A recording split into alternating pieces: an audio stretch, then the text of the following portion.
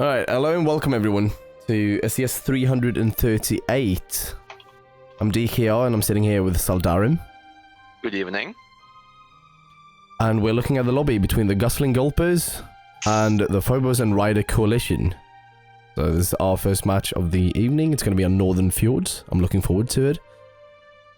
Bit of a new pilot here in SCS, like CrossFox. We haven't really seen him fly in SCS. We've seen him crewing a whole lot in SCS. So it's going to be exciting to see what he can do.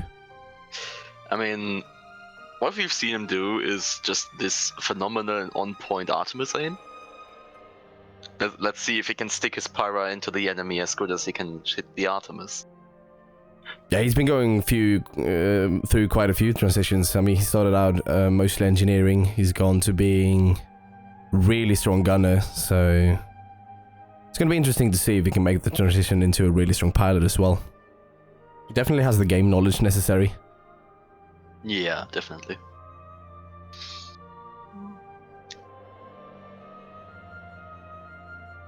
But it is a tough match to start out with. We've got Finks, tons of experience there, Portable Grump, a whole lot of experience there as well, so it's not the easiest pilot to start out your career against. But we'll see how this goes. We've got a Goldfish and a Crusader versus a Pyramidian and Magnate. That Magnate is a prime target. Don't know, is that fish a Hawacha or a Caronade? It's a Watcher fish. Well, it's going to be interesting to see how this turns out then. Yeah. Okay, time is ticking down.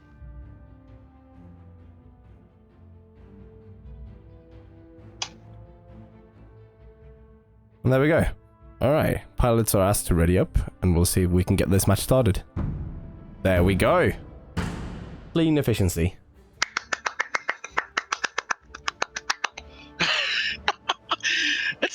It's the first match. If we can get the It's always nice to see. For the entire SCS, that would be so nice.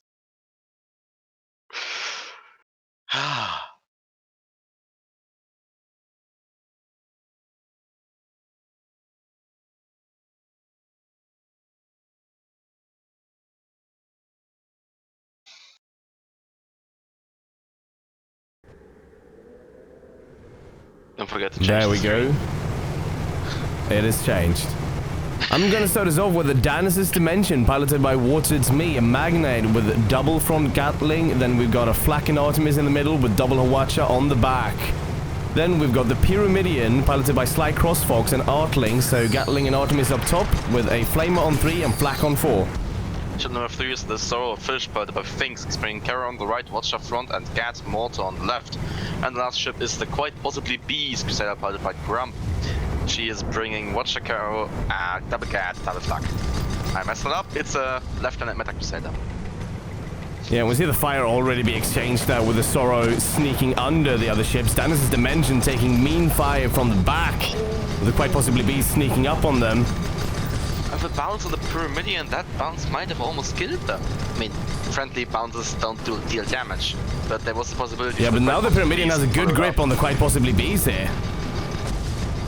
Yeah, you need to be really careful. But we'll see. Because if you end up in front of an Artling, you have a problem.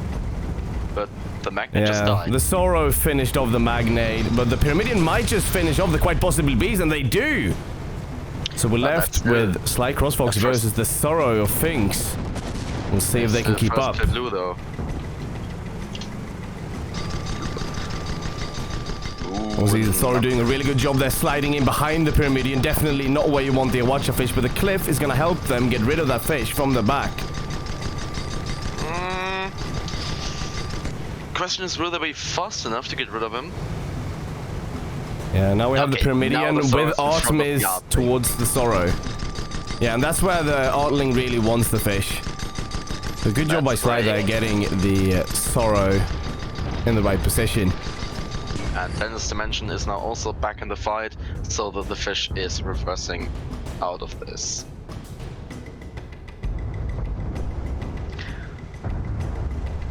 And so Sorrow and Pyramidian not really taking any perma damage, so we're back to a clean slate almost. No, Sorrow has taken just that tiny little bit of perma. Oh yeah, yeah. what I actually like to point out is that both the Dynasty Dimension and the Quad Possible Bees are technically short to mid-range ships, and we are on a long-range map. Yeah, we see the Saurus trying the same strat here again, going underneath the red team, really forcing at least one of them to turn around while the Quite Possibly Bees make their entrance. Yeah, and we see the Genesis Dimension turning to the Sorrow. Quite Possibly Bees moving in, but the Pyramidion is moving up on them. Okay, now Genesis Dimension is actually committing, but they are still in position to fire the Quite Possibly Bees if they want. Okay, Watcher goes out. That's also a really phenomenal Watcher. It's only 3 guns in an engine, but Pyramidion. Oh, the Pyramidion taking mean flak. Yeah, they need to be really careful now not to get hull broken again, but the Gatling is coming out of the Quite Possibly Bees. Watcher mostly misses. Or as I say that they disable 2 guns. Okay. You see the Sorrow trying to support on the Pyramidion. They might be looking for a double focus here. So the Sorrow turning the kill side. Because the Genesis Dimension just turned their attention to Quite Possibly Bees. And if the Crusader isn't careful, they might be very dead soon. And now we see a switch here. And the focus seems to be on the Genesis Dimension as the Pyramidion makes it back to their ally. I guess what they want to look at is how much firepower can each ship really bring to the fight, and then the Magnet is just a powerhouse. And I think Blue Team is doing a really good job here with the fish. They can't really get it out of the back line, and now we see the Sorrow in the back again. But the Quite Possibly Bees now getting overrun by the Pyramidion. That's something you really need to take a look at. But the engines are out. The Sorrow landing a massive watch on the Pyramidion. They're just setting ducks out there now. There goes the ram. But oh, that ram might actually prove lethal. Okay, not see the Gatlings coming out. Pyramidion loses hull. Are the flags gonna connect? No, they're not. No. They're late. But still, the Pyramidion has lost both front guns. Okay, now they got their engine back, but it will take them some time to really get going again. Quite possibly Bees eating Watcher and Flak and Watcher and dying. Now the Sorrow is alone. We'll see what the Sorrow tries to do here. They're going for some balloon popping on the Genesis Dimension, maybe trying to make a getaway. Another Pyramidion is trying to fight once again. They lose all their guns. And an engine. It was a side engine. Yeah, probably. You see them using the mountain for cover very nicely here, trying to absorb with the balloon. Very good job by the Sorrow so far. Guns on the Magnet. I mean, they're in a very pressured situation here with the 2 red ships looking at them. And they are also fighting in red side on red side of the map. So if the Crusader was to spawn, they would spawn a bit further away, or at the east. We see the explosive coming out. They're not really getting the hits in. The Sorrow is consistently losing hull. They're down an engine. Okay, they are really in tanking mode right now. That's a break. No follow-up again. Quite possibly, I presume there was a force spawn. Spawning the furthest away with also some hard cover to play with. And Sorrow's really taking their time dying here. I don't know if they have any intention of getting out, or they're just looking for some cheeky perma. But up they go. Pyramidion following. The Hydro is on. Who can Hydro harder? Seems like this time it's Sphinx. This might just be the getaway. Unless they lose engines. We'll see if they get any hits on the engines, yeah. They need to be really careful about those. That's one engine down. And what they really need to disable in this case is the main engine, because that's actually giving the forward thrust. We see them using the hard cover here. And the Quite Possibly Bees just sitting idle in spawn. Oh, she's moving. This is very interesting because right now the blue team is down a point. Yeah. So time is not on their time. They don't gain anything by just dragging out the match like this. Yeah, but once again, they need to and be really unspotted, they move away. that's some really nice play right there. I mean, the Pyramidion is low. Sorrow actually being spotted again, turning around, going for another gun run, it seems. Oh, no, Yeah, but now the quite possibly bees is moving in. And what they need to be careful about is if the Crevice Beast Scout is in now together with the Sorrow and the Sorrow just dies, they have a problem. Yeah, both teams kind of have the same issue here with one very low ship and one... I mean, the Genesis Dimension has some perma damage on them. We see them going with the same strat here, like, they're going below them. That's like 800 or 900 actual hit points. That's still a lot. Quite possibly bees moving in here. Pyramidion moving forwards, losing a lot of stuff to the Sorrow's watch. Yeah, we see that. Wow. Was that double Gatling coming out from quite possibly bees? Might just have been. That I wasn't paying attention. Yeah, that just shredded the whole of the Pyramidion. Yeah. And that's actually like the beauty of playing Meta Crusader. You can't get double Gatling going very easily, actually. I mean, it's a very modifiable ship. Yeah. I mean, I'm a big Crusader fan. So, Pyramidion dodging the fire with some Hydra action. This Dimension now forced to engage the quite possibly bees. Getting a watcher in.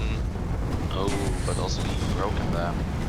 Oh, Pyramidion getting broken on the front here. Both guns gone.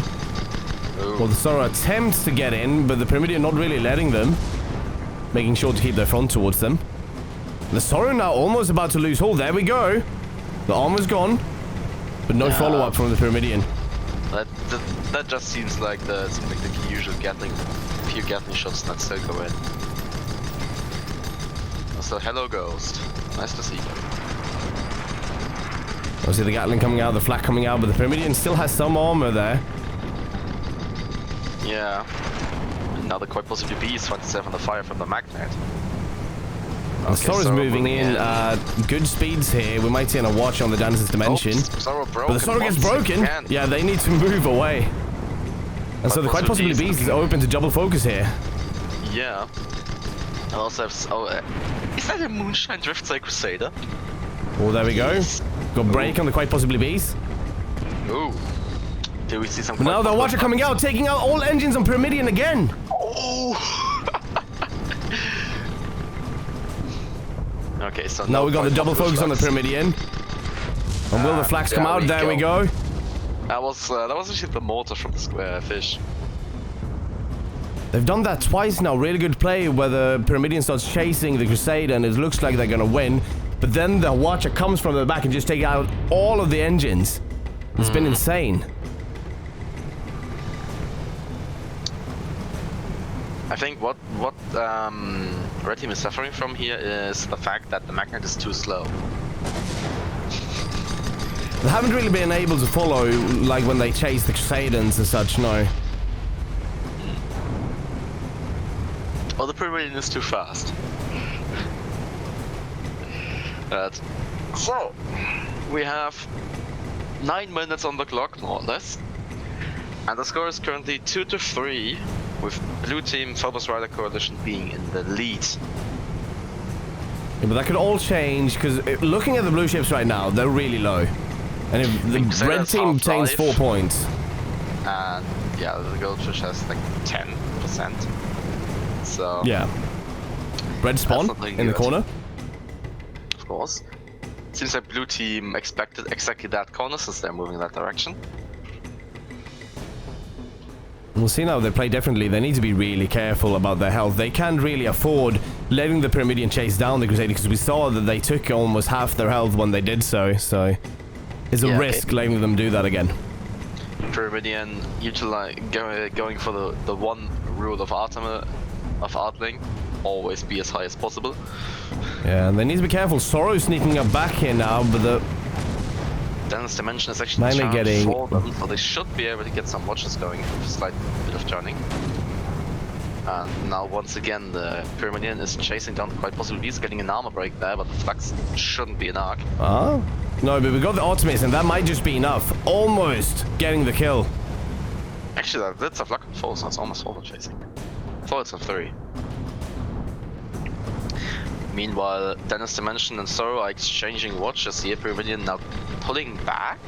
Sorrow broken once again. Yeah, they might be going for the double focus on the Sorrow, because then they can just chase down that Crusader. Oh yeah, yeah, okay, Crusader coming, charging in, but charging into an Artling. Oh, but that might have been what the Pyramidian wanted. They might go for the ram here. And they will. But it's not doing that much. A very gentle ram. Yeah, but that's 25 stacks on the hull, and with that final Artemis shot, the Crusaders get finished off. Yeah, very nice play there, going back and threatening the ally, forcing the Crusader to come back in. Making sure they don't split too much. Changed once again. No disabled from either side. And now red team is just pushing forwards. Sorrow. Yeah, but if anyone's gonna escape this, it might just be the fish. I mean, we saw them pull an amazing maneuver last time. They're already out of Gatling range. And this time, it is in their favor to just drag out this match by just running away. Yeah, as blue team indeed has the kill advantage, so if the match would end right now, they would win. Yeah, we see them round the corner, getting some of those repairs in. The Hydro is going out. Yeah, Pyramidian can follow though. It's 9 minutes to actually end on timer, so don't think that will happen. It's looking really bad now. They've lost the balloon. Lost some guns. They are still moving forwards. I just lost another engine. They are also moving away from the ally right now. Which respawned once again in southern spawn. Also, they might be trying to go below here. 5-0 against Fresh Void.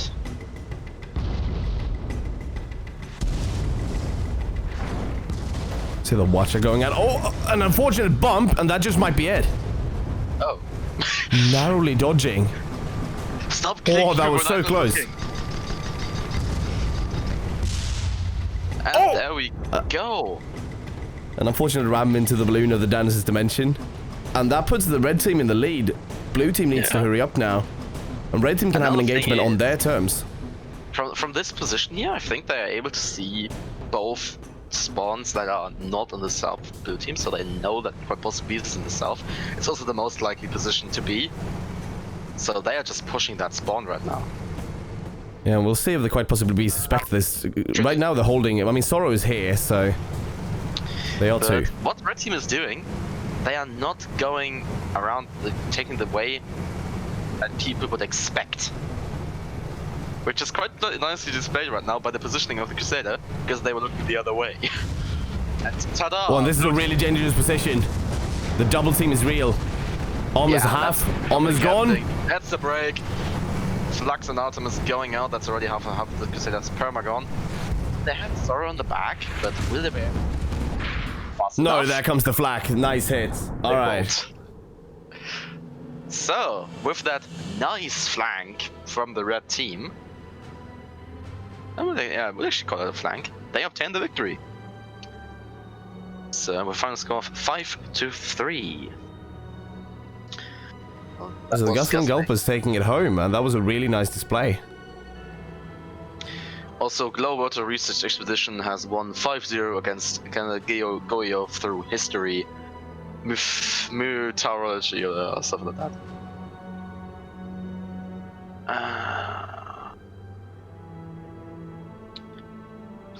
Right, so moving on. Moving on, we will have Phobos Rider Coalition going up against Fresh Void.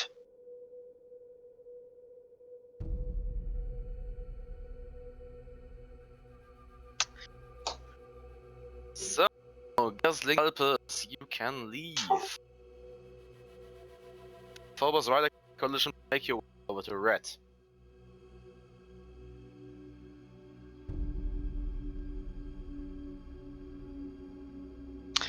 And then I need Fresh Void. is ready. And Xeno?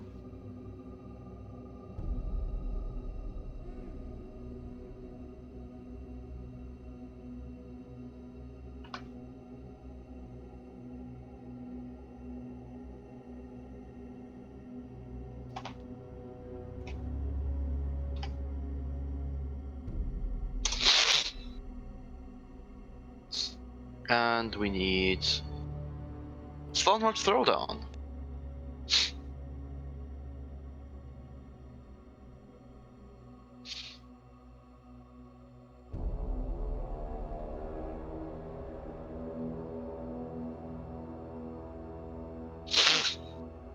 And there we go. So we're following the Phobos and Rider collision, which we saw in last match, down into the lower brackets. We'll have one more shot at staying in the tournament here versus the Fresh Void.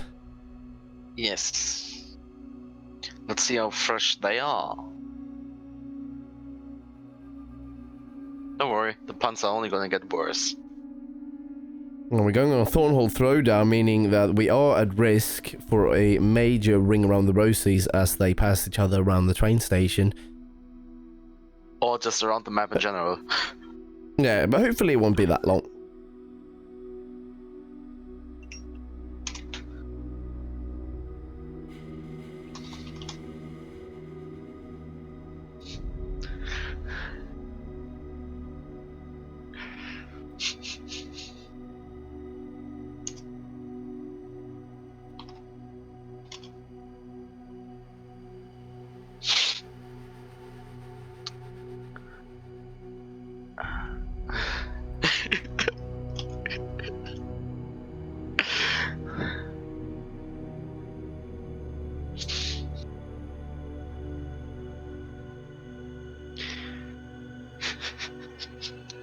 I mean, for those of you curious, now I can actually say it. Last week's SCS password was Moin. A very odd password. It's not. I mean, it's odd for everyone that's not German or that's not living in northern Germany, but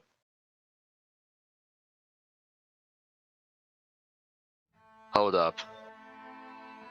Am I in the right week? Is my mind still fine?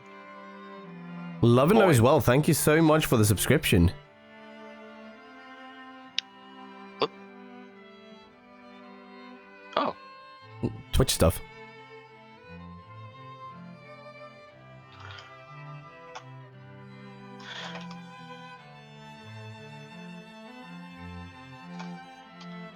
Alright, so we see the Phobos and Rider Coalition right now hovering the same. I mean, we haven't really gone into the lobby timer, but we're seeing them hover the same ships, and I'd be really interested to see them do it once again, because I really liked what they did with that fish with the whole going under strat, and it seemed to almost work every single time. And I don't really know what went wrong there, but I feel like that's a strat that can be done again.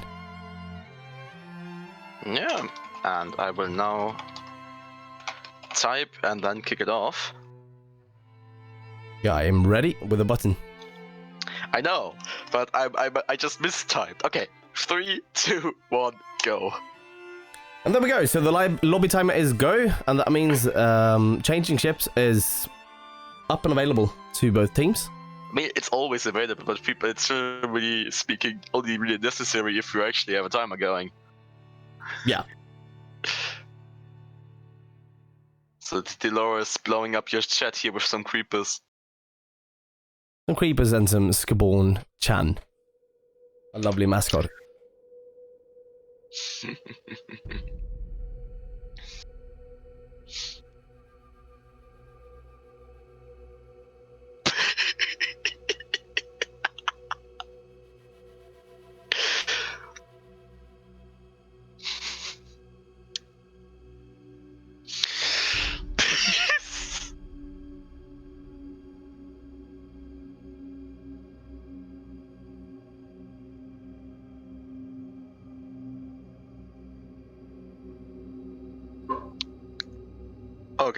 Okay.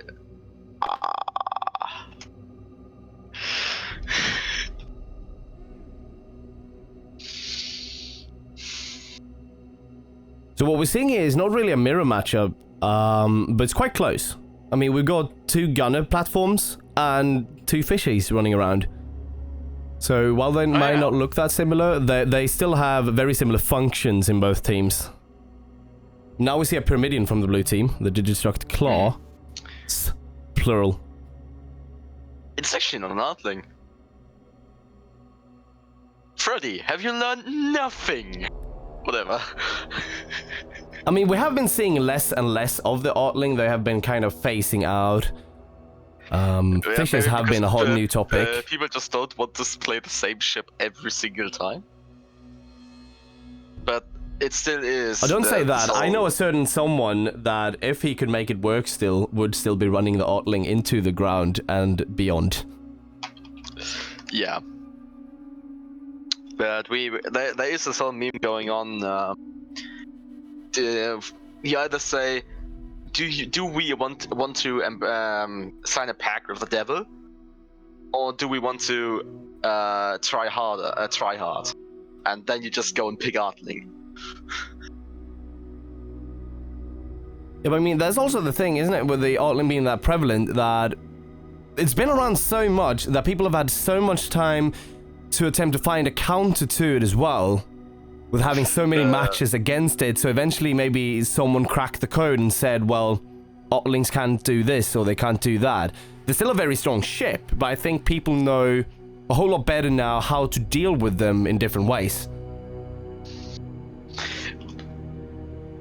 Well, since it's not an Artling, I don't think we really need to worry about it right now. As the time is... Oh.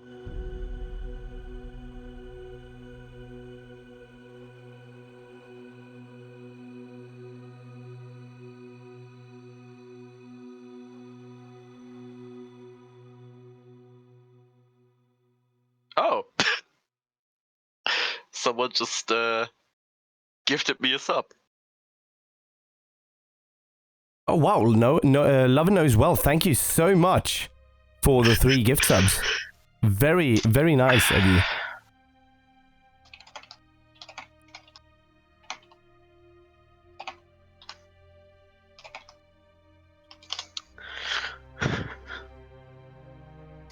Thank you for supporting your maybe not very local Goyo caster.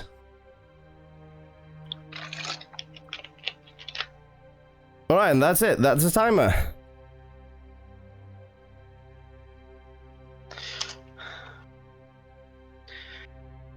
Yeah, whatever.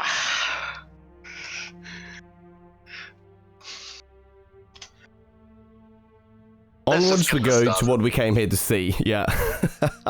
Let's get some action in here. I'm just gonna say, Lover does well. Thank you very much for the sub, especially for Dimitri, and I blame you for messing that up. Done.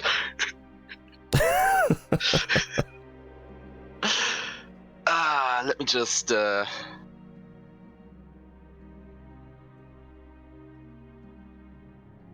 just keep it and ready up, idiots. There we go, we've got 3 of them. Yeah, I'm not gonna wait for the 4th one. Alright, there we go. Heading into Thornholt Throwdown. Usually a very mellow map towards the start as the teams try and find each other out. I mean, there's two ways the Throwdown can work. Either teams go the same way and fight each other immediately, or they go different ways and circle around the map for 5 to 10 minutes.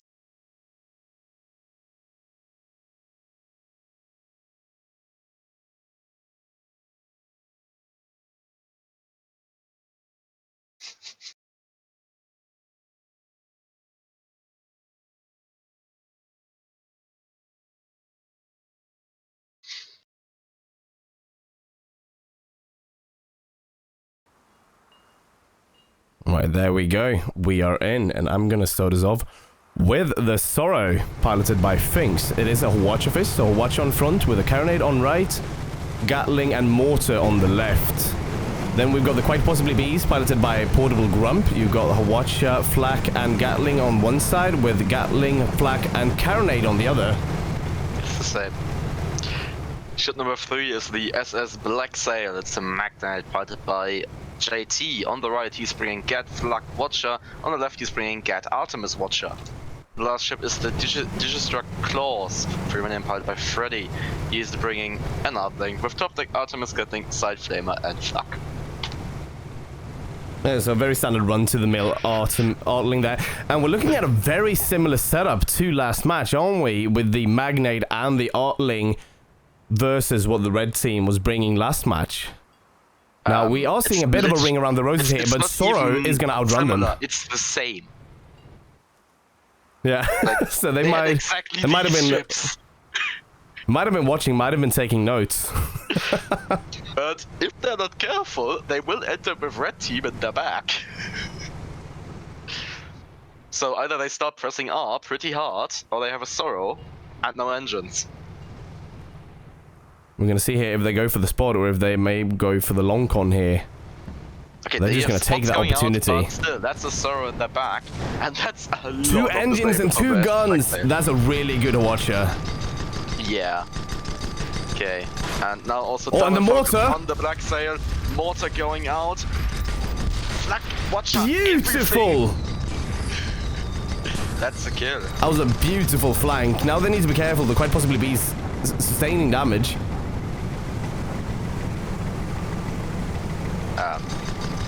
Sorrow's moving up with the kill side here.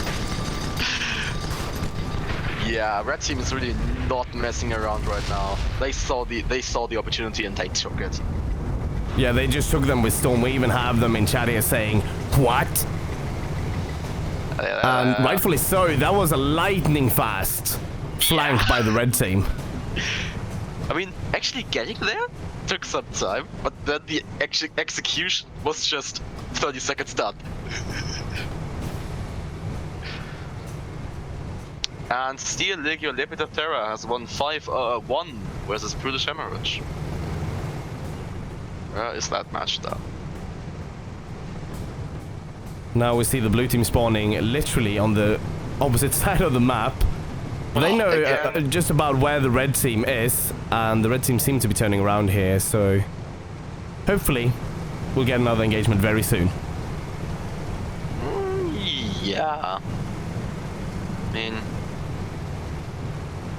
red team knows that they can't be all the way in the south because that's red team's spawn. So now the question is, where on the top did they respawn? Currently it seems like red team just took the wrong way.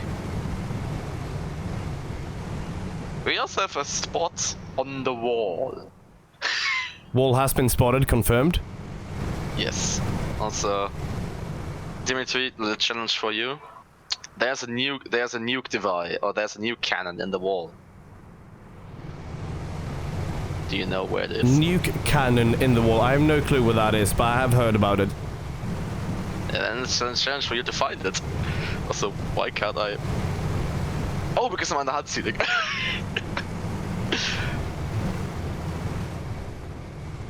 But right now we have an engagement, as the red team will soon find the 2 blue ships, and it seems like they're smelling something.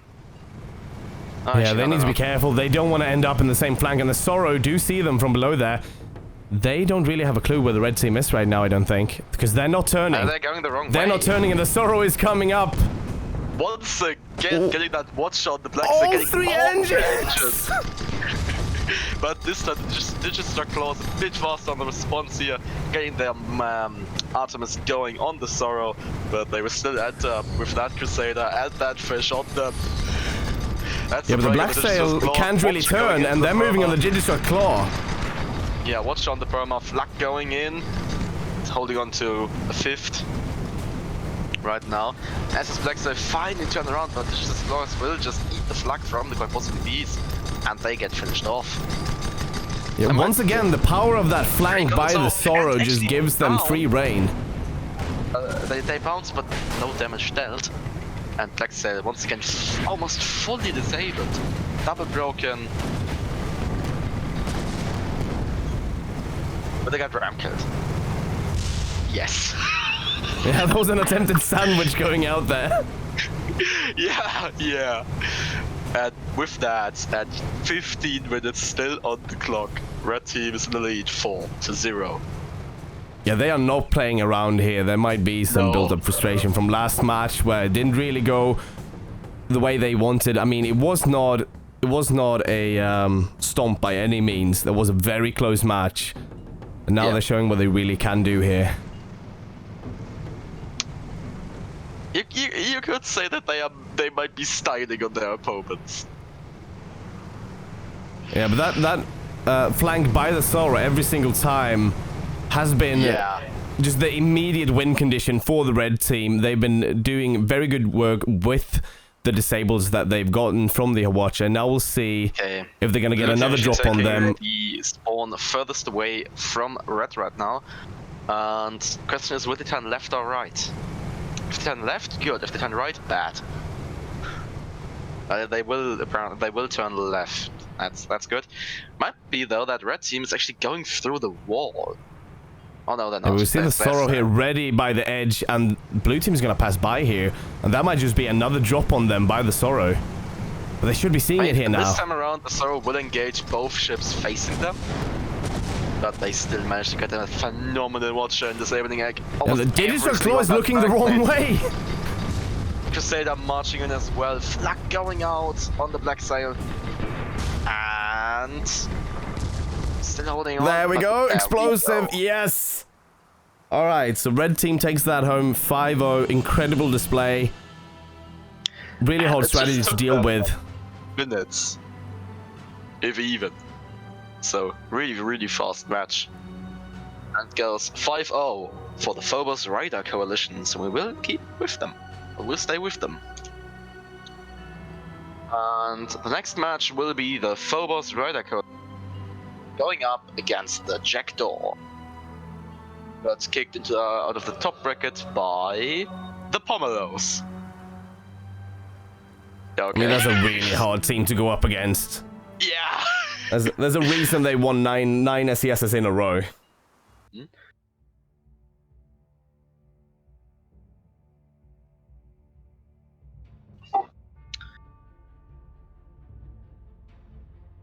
That's 9, so we're on the Misty Mutiny. Misty Mutiny? Well, let's hope that we have no mutinies going on. We're there. Well, there's one thing I can tell you for sure about that map, and that is that it is misty. It's incredibly misty. I mean, and if you like listen to the word misty, it sounds similar to a German word, and that German word describes the map pretty nicely. Well, I think you have to educate those of us who don't speak German. So the German word is Mist, and it somewhat translates to crap. Well, there you go. So we have the Jackdaws, which I think is Fishy and Travel. No, it's actually Fishy and Flamer. Saldarim's opinion has been revealed on the map. Yeah, I mean, my map opinions are always somewhat controversial, it seems. I don't think that's the most controversial opinion.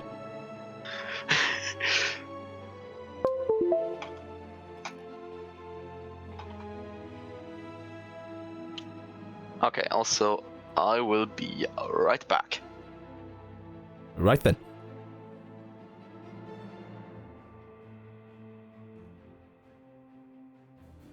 Now we can see the Jackdaws trickling in. Got Fish in My Toes. Tiger Tom.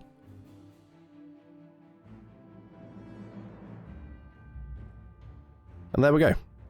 That's most of the team in.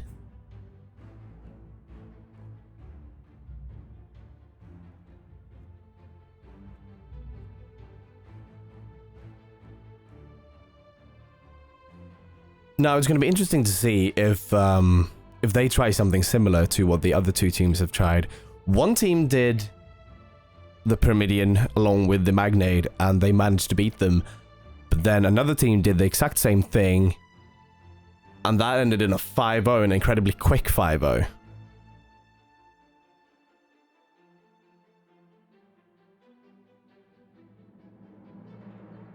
So it's going to be interesting to see what the Jackdaws bring to the table against the Phobos and Rider Coalition.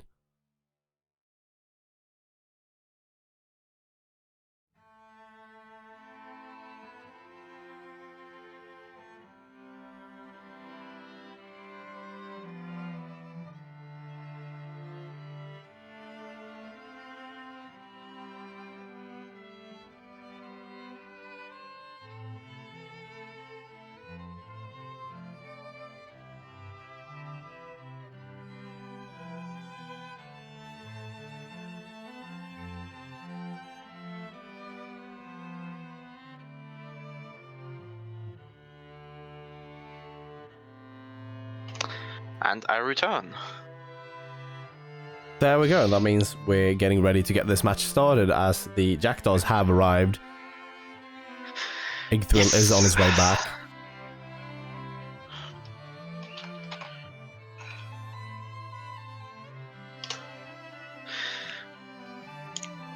So we have the JD versus PRC. So, also just realized that basically in 40 minutes we pushed through 2 matches. It's been a very quick SCS so far. Yeah. But it is dependent on the other matches as well, so we'll see. There might be some pain in the future because we've gotten so fast. So, get ready, and 3, 2, 1, go. Timer is There live. we go, and the lobby timer is live. Are we And live? I was talking about while you were gone. I was talking about when you were gone about the whole. We've seen the Goldfish Crusade of the blue team, right? The Phobos Rider Coalition going up against 2 teams that brought more or less the exact same ships, and they went very differently, to say the least. Yeah, and I mean, I don't want to put even more in. I don't want to insult Fresh Void here, but it really boils down to individual skill. And the Gusling, what were they called? I just have The GG on my Gusling sheet here. Gulpers. Gusling Gulpers. I mean, they consist of some of the best players we have in the game. So. I mean, I think they just have enough experience to do that. They've been going for such a long time, all of them on that team. Yeah. And they've probably seen something similar before and have to dealt with it. Maybe that was the first time that Fresh Void had to deal with that kind of aggressive comp with those 2 ships going like they did. And I'm pretty sure that the Phobos Riders also played it differently. Like, they did a more defensive approach against Gusling Gapers and a way more aggressive approach against Fresh Void. Yeah, we saw them not really getting the drop on the Gusling Gulpers. They more went in and tried to grab the attention with the fish instead of getting that incredible disable from the beginning, from the get-go, with the flanks that they did on the Fresh Void. Yeah. And so it's going to be interesting to see how the Jackdaws tackle this problem of the Goldfish and Crusaders, because I don't think Blue Team is going to switch here. They seem very confident in their combo. And so is Red Team, actually. There has been no changes. Just saying. I just have my 3 messages indicating the minutes here and nothing in between. I mean, I like it when people are comfortable and when they are confident in their ships. Yeah. They bring what they like. They have brought their ships to this. Hmm. Also, nah, whatever. Oh, we have another. Okay, Gunsfigures through history has won 5-0 against Fish and Chips. Actually, ships, not ships. With S and C, you know? They're not Guns of Icarus through history anymore. I think they're History of Icarus now, aren't they? Are they? Boy. Do you think I care? Well, I thought it was funny because they switched from Goy to Hoy. From Guns of Icarus to Hearts of Iron? Close enough. I mean, Hoy is like the official abbreviation of Hearts of Iron, so... semi-official. Both good games. But getting back to our match here, we finally have a change, and we have a ship lock. And since no one's yelling that he, she, it once a minute, I think we're good to go. In 10 seconds. Roughly. Yeah, that was a very minor change from the Italian Flamer there, only swapping out 2 guns, but that could make a world of change on a Magnate. Yeah. And there we go. Pilots have been asked to ready up.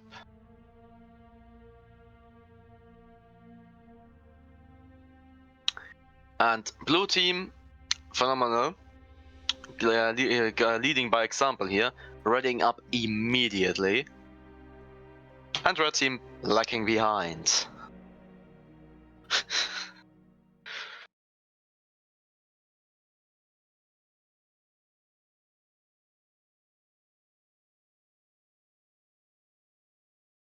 There we go. So moving into Misty Mutiny.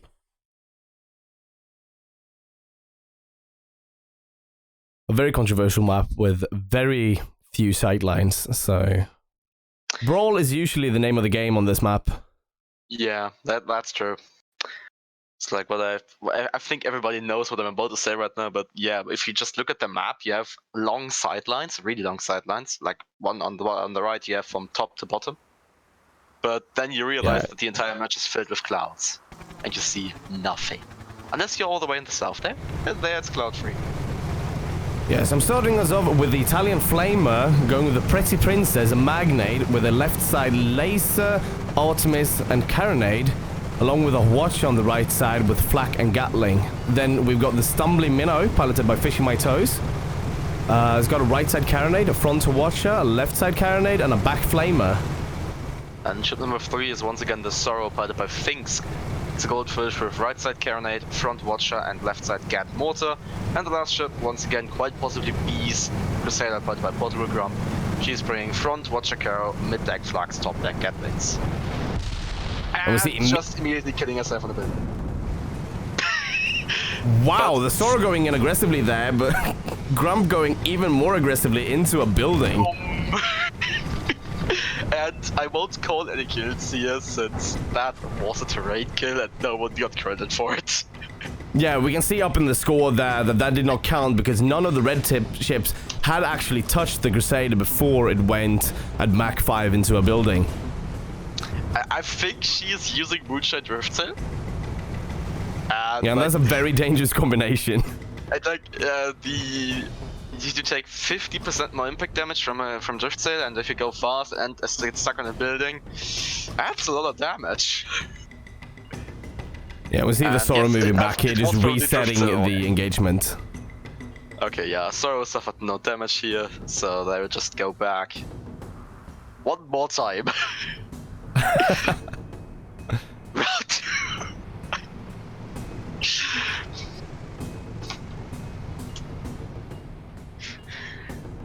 You see the Sorrow trying to lose the spot here, but it seems like it's kind of stuck on there. That's... Or should I just turn up my camera? Ah! There we go. Okay, so the Sorrow's lost the spot. They are ready to remake this engagement. Yes. And hopefully this time without Grump ending up in the building. So, and now we have a bit more of a stable, careful approach, it seems. Yeah, but the red team is very cautious here. You see them having good angles to help each other if the Sorrow ends up on them. And they see the Sorrow. Watcher going out, missing. They have another one. Sorrow seemingly moving for the Magnate. But still keeping a position above the fish here. Being ready to shoot them at any possible second. Also, Watcher has 20 degrees upwards and downwards. So there is like no height advantage or something like that. But Pretty Princess eating quite a lot of damage from the quite possibly piece here. And they might just go down here. There we go, another hull break. Sorrow coming in. The Stumbling Minnow coming in and interrupting the Crusader. Yeah. That's just keeping the Pretty Princess alive, but the Sorrow is on them. Yeah, sadly, the Sorrow's Watcher missed the Crusader, Magnet, because otherwise it would have been dead. Stumbling Minnow broken as well. Quite possibly bees and Stumbling Minnows. Will they get rammed? No. Okay, back to the Magnet. It's very slow right here, right now. The Sorrow staying just below them. Getting ready to try and get the Watcher in, I believe, and then just get that kill side on them. Yeah, there we go, that's the Watcher. But it's oh, but they get the Watcher out! Tiger Tom, good Optimus. I think it's Tiger Tom, not sure. Okay. I'd said in top left, so I the cheated, Pretty you know. Princess is at this point, the Pretty Princess is just getting bullied by the Sorrow. Like barely staying out of their arcs, just ramming the balloon. The Stumbling Minnow now taking massive damage from the quite possibly bees. It's very hard to know who I'm going to keep my eye on, so we're just going to show all of them. Well, I'm currently looking at Pretty Princess with Sorrow. Okay. Stumbling Minnow Actually, now I taking should even go more to the other damage. one. They might just go down here. Pretty Princess down an engine. Stumbling The Minnow whole heap broken of once guns. again, and they get finished off. So, after the actual first kill going to the terrain, the new first kill will fall. Since the terrain is the supreme champion of anything you want to, so no dimension anymore. And down goes the Pretty Princess. Right, so this was not as clean as we saw in last match, and they definitely had a lot more trouble getting the red chips down, but I think we saw a firm advantage in favor of blue team throughout most of that engagement, even when it split.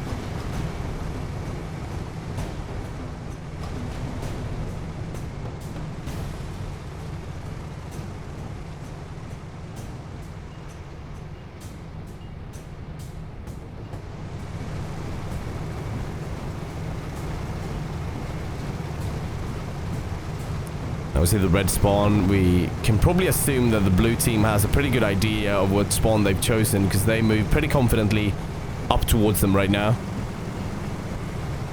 I mean, they were in a position where they could see all the other spawns. And once again, Sorrow So just going- coming in.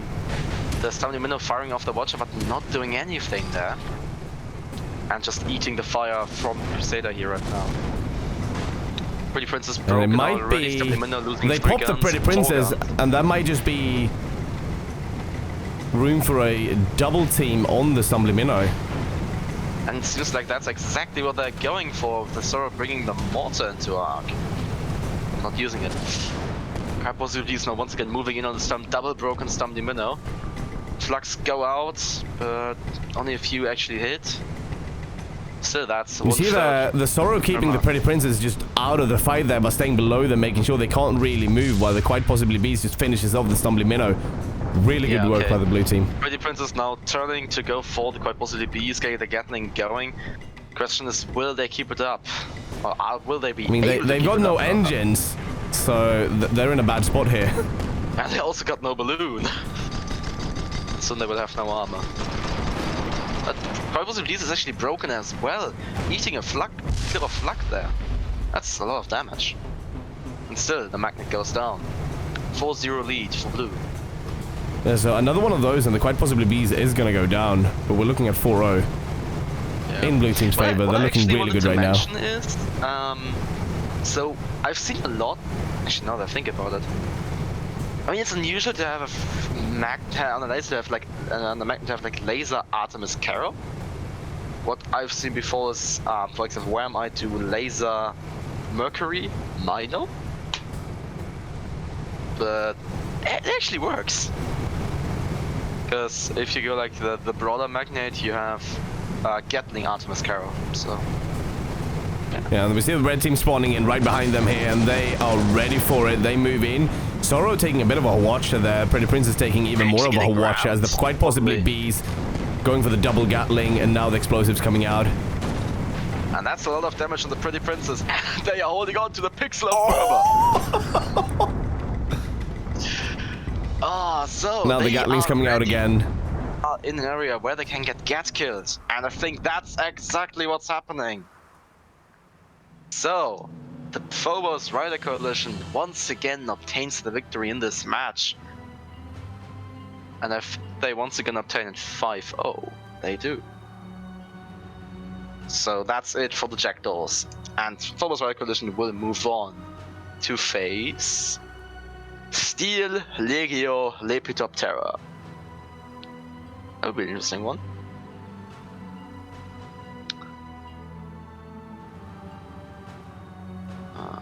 Yep.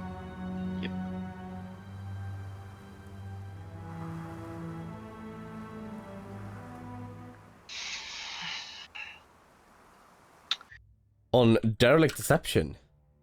Alright.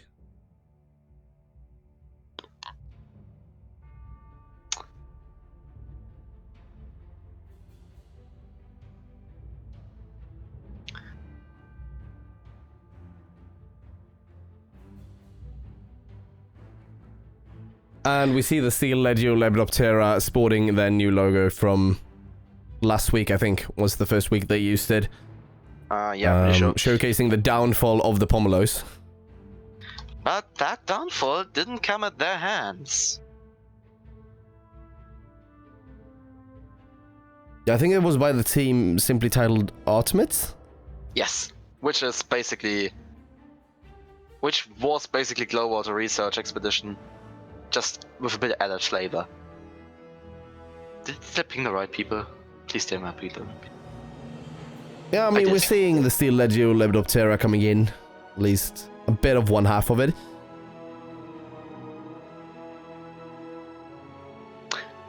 Yeah, with Law taking the pilots, I was confused for a second if I pinged the right people.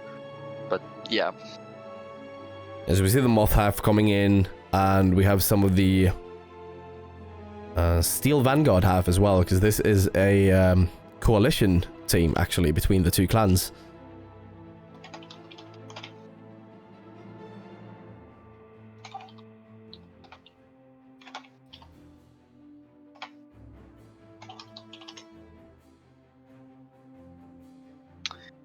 What is going on?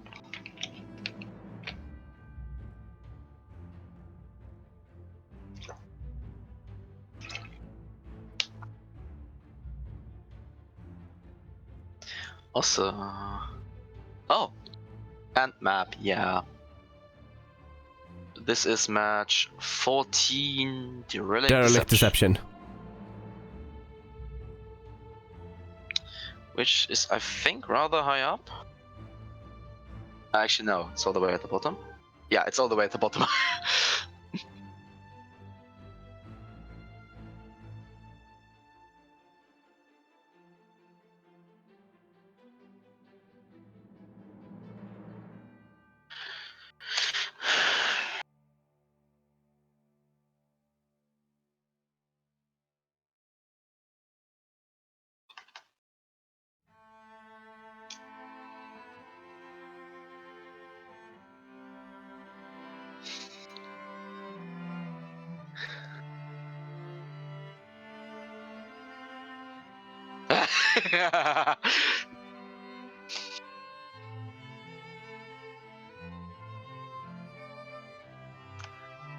Okay, you ready?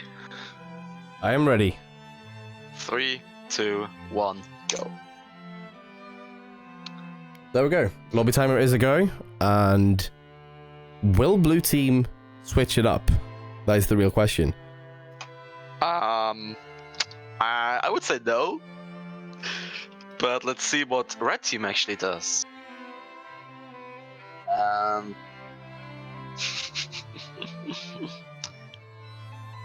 What they could actually try is go Metamidian. Because I still consider Metamidian to be the Crusader killer. I mean, that's probably a working concept, right? Going enough kill power to destroy the Crusader in a very quick manner. The only risk, right, is they need to keep the goldfish at bay. They need to keep that tied down and not in the rear, because otherwise they might up with no engines like we saw in the first match. And that is where their own goldfish comes in, but I mean, for now it's the T-Person off Spire. So, and I know No More Generous really knows how to fly goldfish. So, let's see what he can pull off. Yeah, I mean, that Spire, we've seen that Spire do a whole lot of work in previous SCSs as well. Yeah. Oh, yeah, yep. Yeah, so, let's see, will we finally see some changes out of blue team? Yes! Okay, gun changes.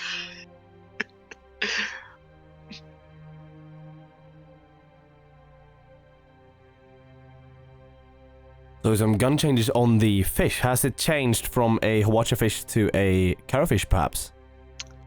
It's not only a Carrowfish, it's an blender fish. Find that swapping back, changing back.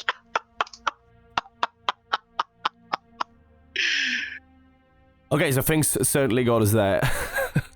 So Mervyn decided to swap back to the Artling, and so things was just like, yeah, I'm gonna change back as well. The hubris of believing the blue team would change. We should be ashamed. Yeah.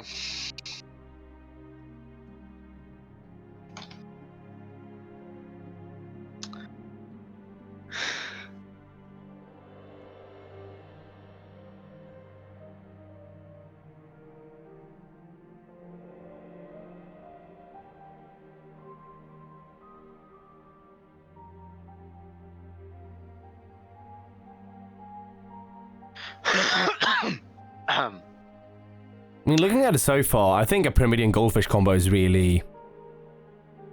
really good choice here. A Goldfish is a really good choice for peeling another Goldfish away from the ship you want to challenge the Crusader with. And, I mean, if your Artemis aim or just your Pyramidian is on point, you can finish off the Crusader really easily. Yeah, it's all about those flak timings. Depending on what kind of Pyramidian you're running, of course. But if you're running an Artling, it's about flak timing. With the recent Crusader perma buff, it's about the flak timing and also some Artemis actually going into the perma, because then you can one-clip them. Also, I missed the ship over again. Yeah, and that's a really hard thing to do, but if they manage to pull that off, they're going to be in a really good place. Yeah, that's for sure, that's for sure. People are actually running up, I like it. And we're starting early! Even better! And I mean, like for example, it's possible to one-clip a fish, but that is not a simple feat to do. Well, but on the Crusader, it's actually way easier. Because you have there's just this big, massive piece of armor. It's just one big piece of armor. It's like, unlike Stormbreaker, for example, it's very difficult to actually miss the armor or hull on the Crusader. That coupled with the fact that I believe the Crusader has a bit more rebuild time on their armor, don't they? Yep. They have actually quite a lot. Yeah, so the also, fish window is smaller. 5-1 against Goya of the History. Was it 5-1? Please tell me it's 5-1. Yeah, it was 5-1. There you go. You don't want to be giving us false information here. I mean, if someone does, we know who to blame.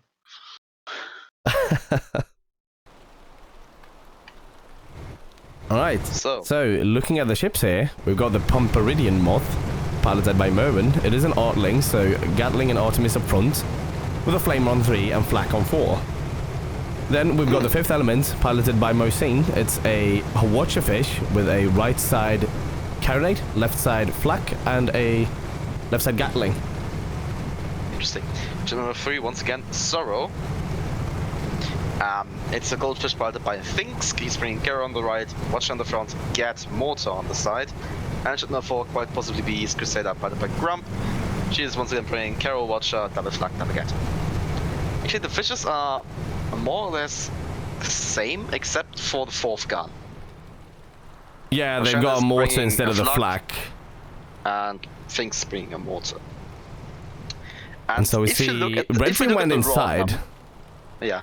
Yeah. And if you look at the raw numbers, a mortar deals more damage than a flak, but a flak is easier to shoot. Definitely. Way easier to shoot. We really have engaged. So we see the Fifth Element peeking out. Yeah. With the Fifth Element engaging the quite possibly bees. Ah! And the Pomperidian Moth coming from the side. So this is a bit interesting. I mean, Red Team is a bit split here, and we see the Blue Team just going at the Pyramidian. And Fifth Element need to hurry up here to save their ally, because they are taking a whole heap of damage. Sit down if they're not careful. Losing an engine on Crusader is a massive pain in the ass. And Pomperidian Moth still hasn't suffered any perma damage. No flak coming out though. still, they are still missing an engine, and you can't maneuver Crusader without with one missing engine. It's really hard. I mean, the Crusader only has 2 engines, so losing 1 engine is massive. The thing is, if you lose one of them, you can only turn. You can't go forward anymore. And now the 5th element is actually getting the kill site ready on the quite possible bees here. Turning the Gatling and their flak. They just managed to save that armor. Really good work by the engineers. Also got a watcher in on their way out. So quite a lot again on the quite possible bees, and now the Sorrow might find itself in a double focus. Actually, yeah, we see Pomeranian shooting towards the quite possibly bees. The 5th element is moving in, but they're taking in a watcher. A 5th element is not feeling very well right now. They're burning. They don't have a balloon. But they still have a Gatling. Now the Sorrow is once again on the Pomeranian Moth, but it seems like the Sorrow will get the short straw there. 5th element losing hull, but they're not really in the danger zone right now. No, they're out of any feasible arcs. So very split engagement here. With Pomeranian Moth still attempting to support on the quite possibly bees. This is, and now they will pop up behind the Sorrow. Actually, on the side of the Sorrow. Interesting. Yeah, but they are at risk for double focus here with the quite possibly bees coming in. However, 5th element right behind them. Watcher going a bit all over the place. Oh, they still get the Crusader's Watcher. Yeah, but the double Gatling is going out, and 5th element are going to lose armor. Yeah, but that's the downside of doing the double Gat, is you're not really ready on those explosive weapons. It's still really fast to get to them as long as you don't mess up the jump.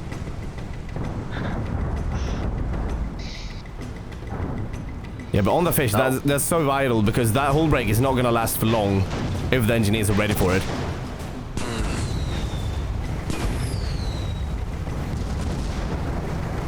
Okay, actually, Sorrow ramming the Pomeranian Moth here, getting an armor break.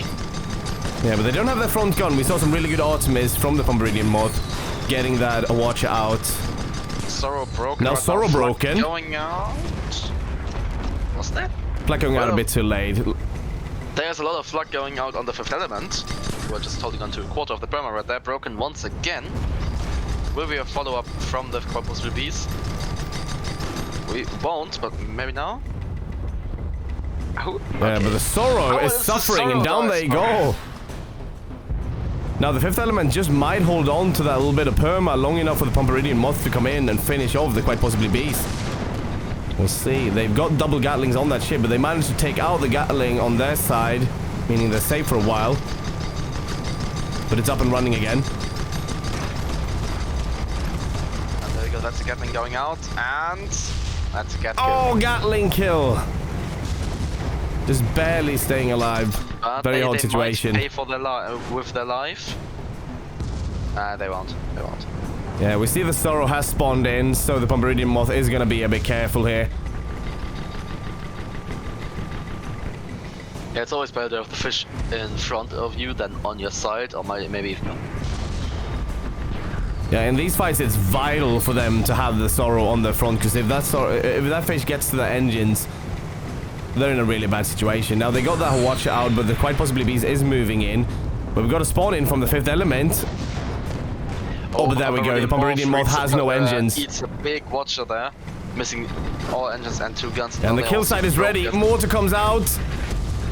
Oh, but they did. Yeah, down they go. Did they just have like no perma on their bar there? Well, close to it at least. Now the 5th element trying to get out of this nasty situation. It just looked to me like the upper bar was full, but the lower bar was gone. You see them trying to surge with the balloon. The Gatlings are coming out. There are 3 Gatlings on them right now. And there's no way a hull is going to stand under that sort of pressure. Unless, of course, the majority of the Gatling fire ends up in the gun or the balloon.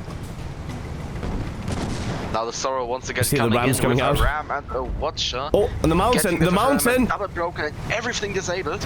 And they will just get squished into the mountain.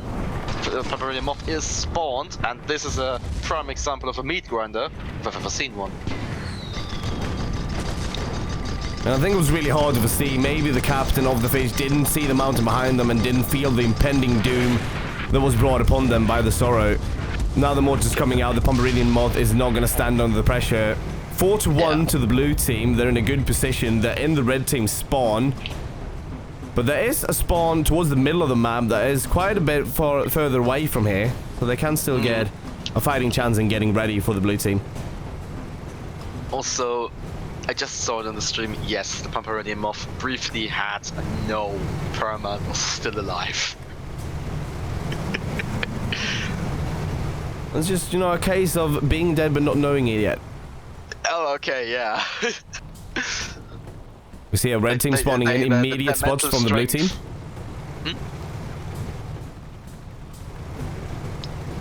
Whatever. Sorrow immediately moving in. Getting spotted. Okay, all ships are spotted. And now Sorrow was going straight for the Pomeranian Moth. Actually going past the Pomeranian Moth. Moving behind, and they force them to turn, and this might leave the fifth element a bit exposed. As the Pomeranian Moth is facing the wrong direction, as Sorrow goes back over them. Careful though that you don't, that you don't get broken. That's the power of double get right there. Watcher going out, assembling 4 guns on the Crusader. But they still got that one Gatling going, and they get the break. However, they don't have anything to follow it up with. Oh, there we go, Watcher going out. But mostly landing in the repaired hull. Just look at the engine though. That's another break. Oh, and also a break on the quite possibly Beast. No follow-up though, as the facts are from the Pomeranian Moth are a bit late. But I mean, I'm not gonna blame the gunner there. That was long range shot. Fifth element broken. They managed to get a really quick rebuild on that hull. There was probably 2 guys tanking that. You need 6 spanner hits to rebuild the goldfish armor. That's not the mod. That's now the Sorrow is seemingly struggling versus the Pomeranian Moth. But the Pomeranian Moth is struggling to keep up. Maybe they're going for a helping hand with the ally? Because they just exposed their engines to the fish, and that's dangerous. Just costed them 2 engines. There we go, the kill side is coming out from the Sorrow. They are readying their mortars. They need to get that hull up. 20 stacks on it. Pomeranian Moth. Nah, they're not going to survive this. Oh, will they? Oh, but they get it up! That must have been like a quadruple tank or something, because that was amazingly fast. Yeah. Okay, but they will break once again and get ram kills. So that means Phobos Rider Coalition once again with the same ships obtains the victory. I mean, they have been proving that they are capable of handling those ships. They know them really well, and they've no doubt been practicing this combo. Yeah, and their final score is 5-1. So, and now they will go on, move on, and will either get the rematch against Guzzling Gulbus or go up against Prudish Hemorrhage. That's the match we have to wait on, though.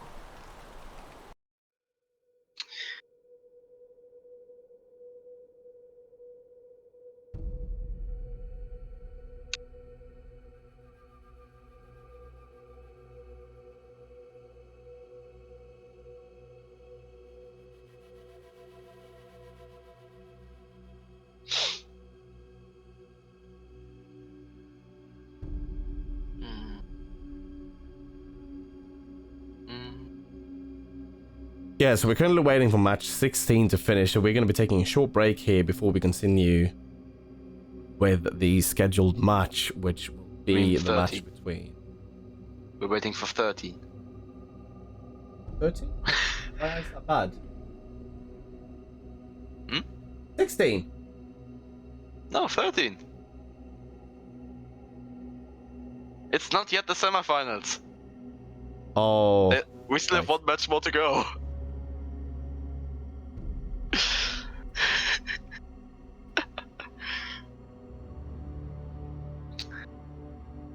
Now I see how it... Yeah, we're waiting for match 13.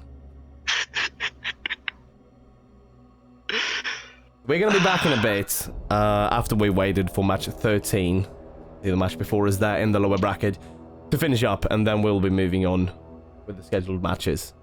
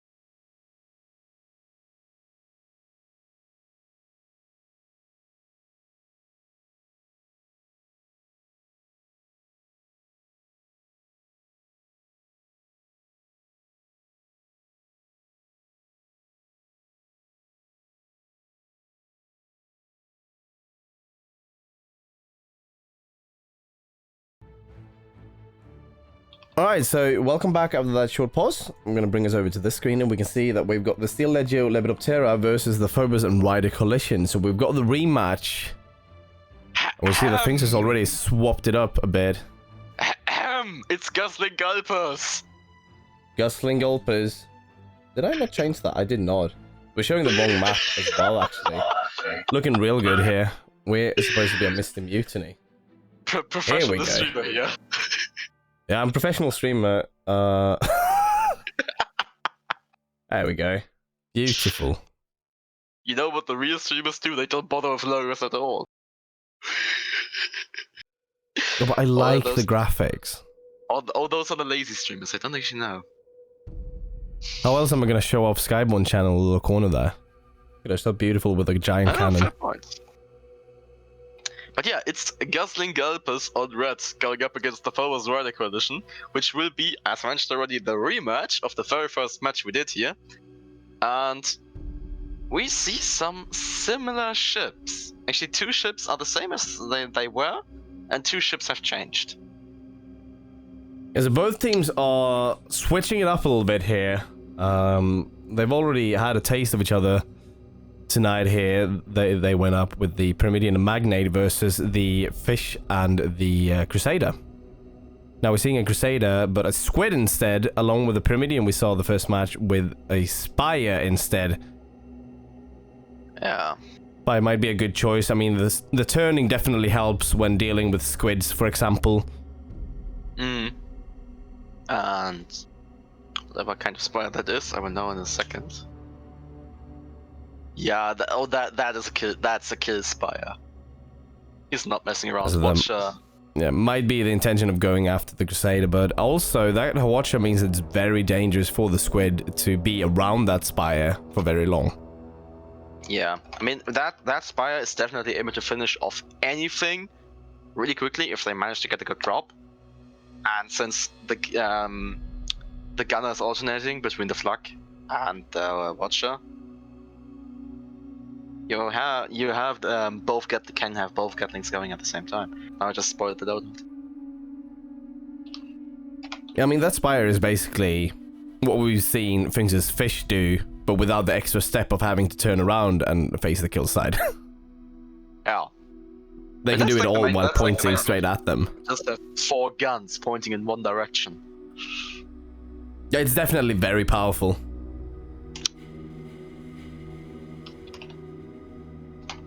But it's also quite risky because the Spire doesn't have the best of armors. And once that's down, they're going to start eating away at the perma. Okay, I'm changing. Alright, so we're seeing the Sorrow once again from Finks, the goldfish that we've seen time and time again.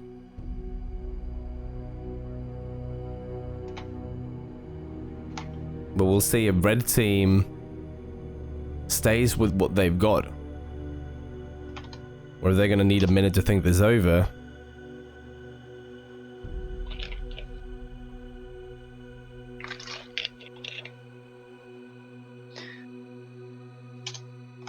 And it seems like red team is going to take that 1 minute.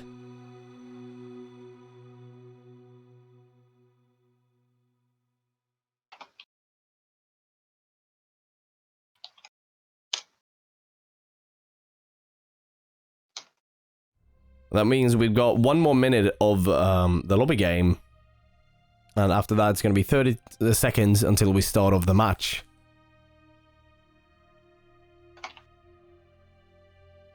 We can see a double change here, so we've got the Magnate and the Pyramidian. Personality change coming out of the water here. And personality change out of Sly. No, God, very rushed changes, I believe. The hunger disease is taking over. It's spreading.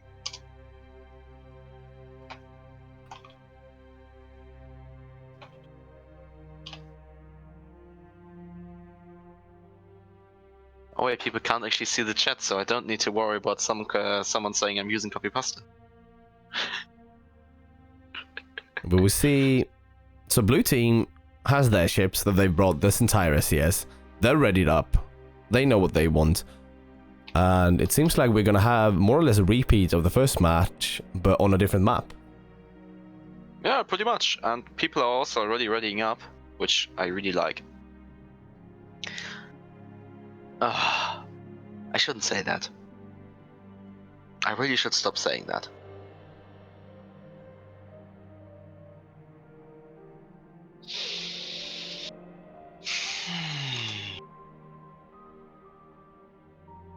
There we go, the 30 seconds are over, and the pilots are being asked to ready up. Okay, will they ready up before? No, they won't. Hold up. Wrong button. I need to press that button. There we go. There we go, so we're moving into Mr. Mutiny once again. We've been here before, we know what the map looks like. But a completely different matchup on it. Yeah. The big question is right now, will Grump once again feed the first kill to the terrain? I mean, that's going to be interesting to see, and will then the other team try and just get that one gat in so they can actually claim some cooperation with the terrain in that kill? That would be really bad for blue team. Just giving the other team a free kill for free. God damn it, I can't talk straight anymore. There we go, we're loading onto the map, and we've got the Pyramidion, piloted by Sly to start off with. So Gatling and Artemis up top, Flamer on 3 and Flak on 4. Then we've got the Dinosaur's Dimension, a Magnate piloted by Water It's Me. We've got double front Gad, Artemis and Flak mid-deck with double Watcher on the back. Ship 3, Sorrow, Fish piloted by Finks, once again. Right side Caro, front Watcher, left side Gat Motor. And Ship 4, once again, quite possibly Beast, Crusader piloted by Potable Grump. It's once again Caro, Watcher, double Flak, double Gat. And we see carefully maneuvering between the buildings here. Is a dangerous kit to bring with a Crusader. This time around, no blind charge using Moonshine Drift Sail into some possible buildings here. Charged it is, nevertheless. They are charging into Dinner's Dimension, getting both going there. We've got the living end of the Pyramidion. Dimension Flux going in. That was a really dangerous attack by the quite possibly Bees. And now the Pyramidion is just pushing the Crusader. Getting some Artemis shots in. Zero parking on their side, quite literally parking. Yeah, we saw them get the engines there, but that's not. They don't really care about that because they've got the guns going. Yeah, motor going out. Oh! And the motor's not messing around. It's once again first kill blue. Yeah, we saw the Pyramidion there saying all powers to guns as they charged forwards, no engines, and they kept on going. And they almost got that kill on the quite possibly Beast. Now the Dancer's Dimension alone versus 2 blue ships, it's not a good situation. And we are still in a somewhat similar setup from the last time these two met, as also in that match. Gessling Gold was 1, but blue, the other team, had the first kill.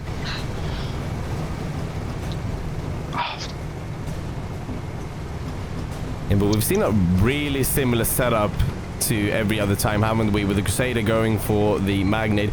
And there's, you know, these are the strats they're probably going to go for all match. But there's these tiny things, these tiny little mistakes that the pilots could do that the other pilots have to recognize and immediately go for. Otherwise, we're probably going to see a very similar sequence. So, right now, blue team is sitting in red spawn. They will probably spawn in the south. Yeah, that's what they just did. That could have been also a really interesting scenario to just spawn in the north and try to bomb rush the Crusader. And, I mean, the Crusader is... They're really there, that's just 5% there. Yeah, they are a hull break away from death right now. Yeah, pretty much. Like, I don't think it's Gat kill territory yet, but just one Gat and one break and one Artemis. That's it.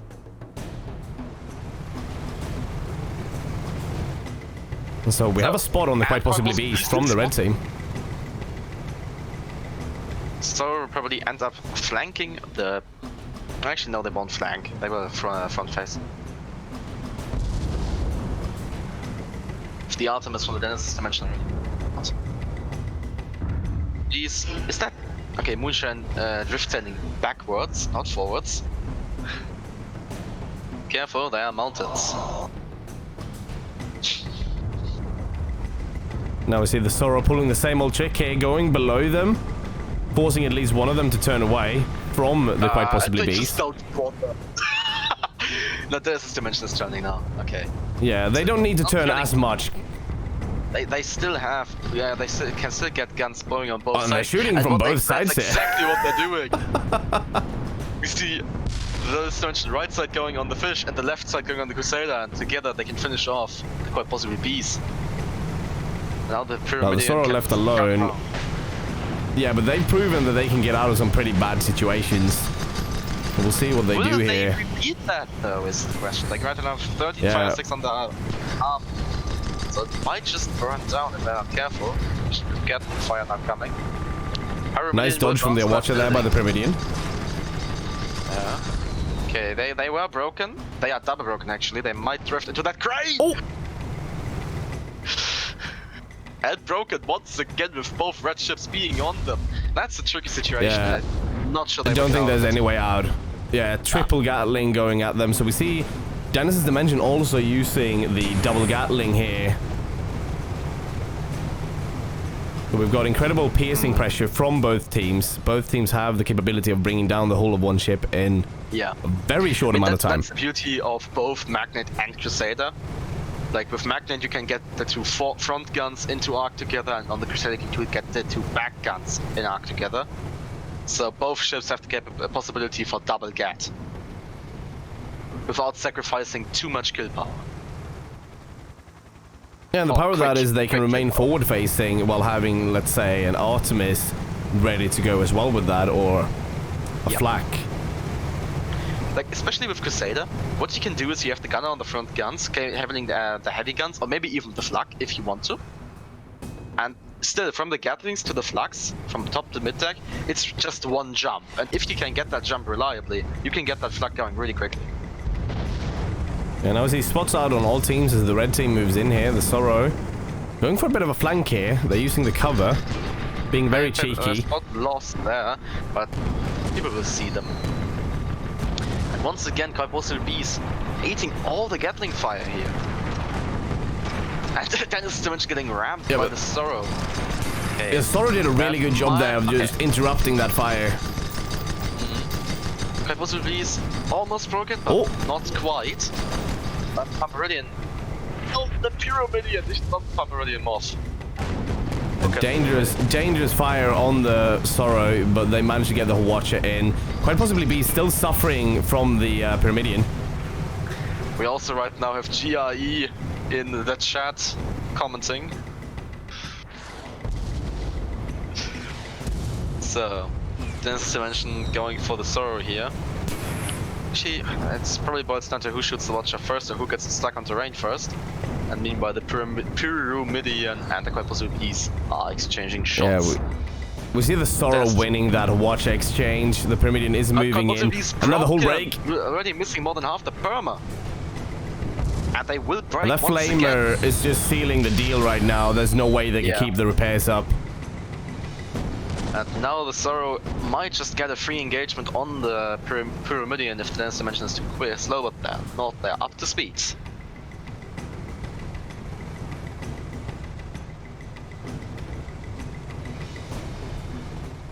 And Artemis in the chat saying that things would have probably escaped earlier if he had engines.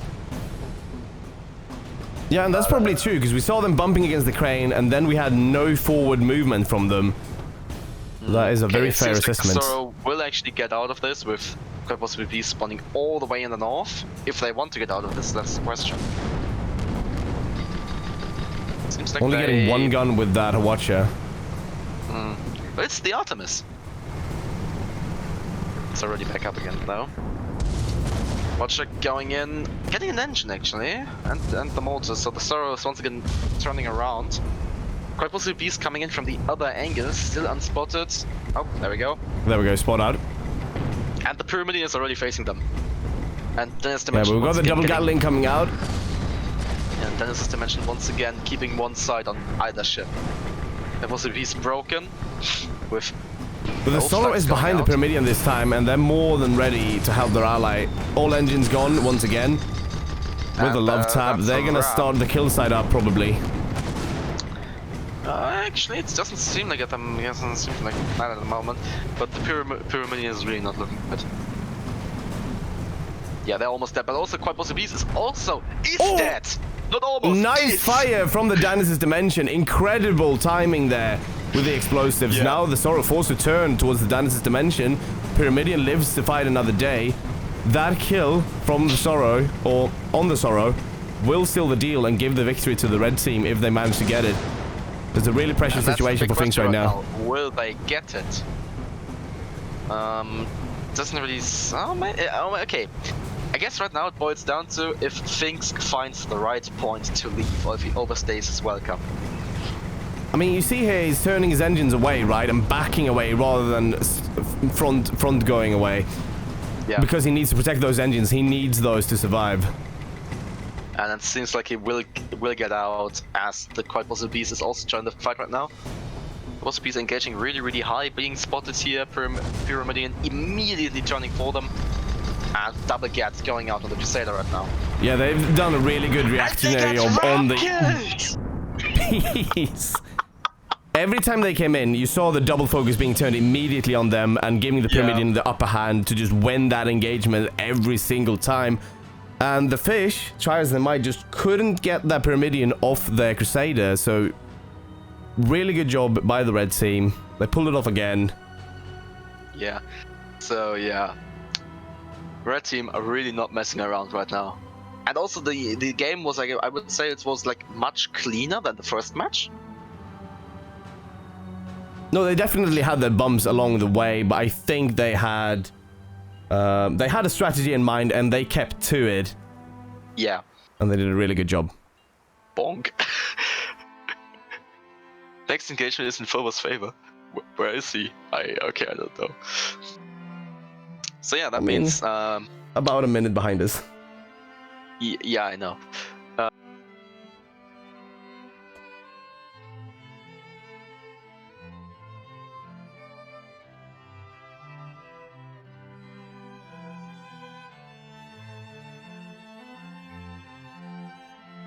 Bo, I am disappointed you haven't put in the store. Yeah, so coming up now, we've got the Glow Water Research and something else. The Glow Water Research Expedition. No, it's something else this time. The Glow Water Research and Development.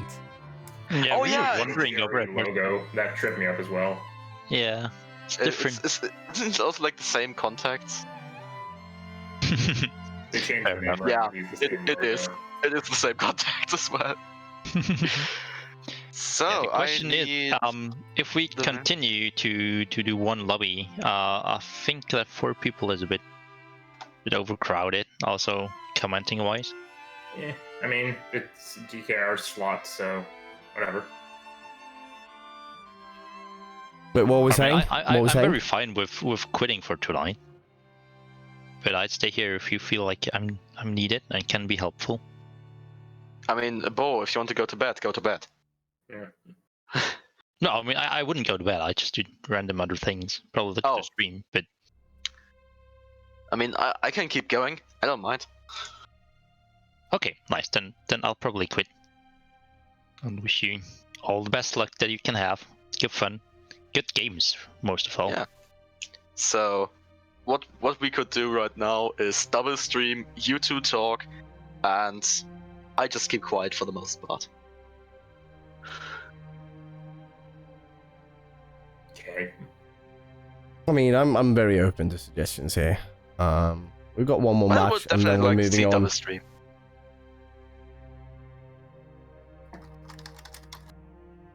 Yeah, I mean double streaming is nice to look at.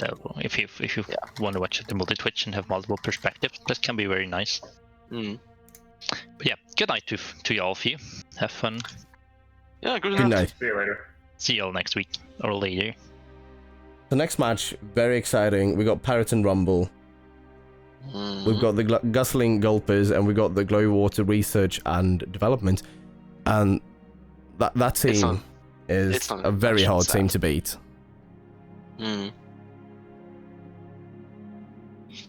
Getting to see this on Peloton of all places is a privilege, if you ask me. Yeah. It's gonna be quite good. Let me pull up my timer. My very official timer.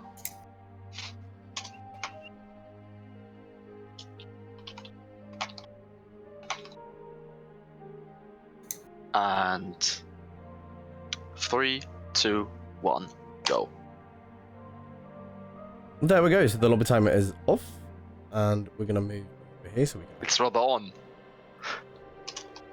I'll get my stream rolling so we have 2 perspectives. There we go, and that's gonna be really good in the situation. Like, we've seen a lot of split engagements this SCS.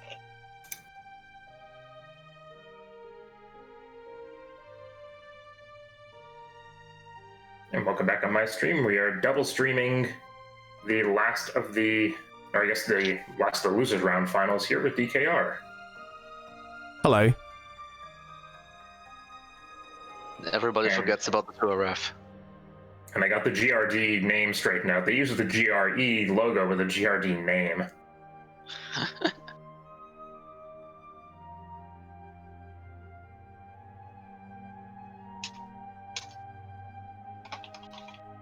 So I only saw the Guzzling Gulpers for 1 match. How do you guys think they did in some of the earlier ones? Well, we only had them twice.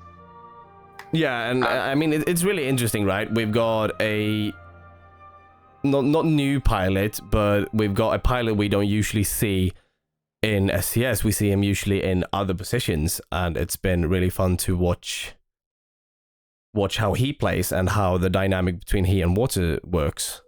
And I think they've been really strong so far. Now, going up against the Glow Water is going to be quite a challenge, I believe. But they've had challenging opponents before, so I think they're up to the task. Yeah. I mean, I definitely think we're in for a treat. So this would most likely be a very interesting and very, like, regarding the skill level, equal match. We don't see Galleons too frequently. They've got a pretty good loadout here. I mean, Galleon on Peloton Rumble, actually 2 big ships on Peloton Rumble is an interesting choice. But, I mean, And I assume Double they know what Spire they're from doing. Blue Team is interesting. What do we got here? Oh yeah, Squatcha with dual gap. That's going to break things quite quickly. Combine that with a ram on this map, that's a good way to get some kills. You also have the hunger disease once again spreading all over the place. Well, it's For those looking of you worse than unaware, ever. It means that people are unable to spell change correctly.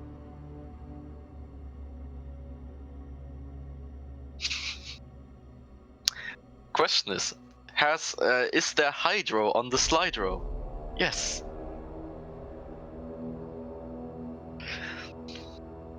Is anybody brave enough? Oh, okay, Double Spire. I wonder if anybody's brave enough to bring Drift Sail. Probably not with these ships. Probably not on Peloton. No, I mean, I would love to on see with the Peloton, just Galleon. not with these ships.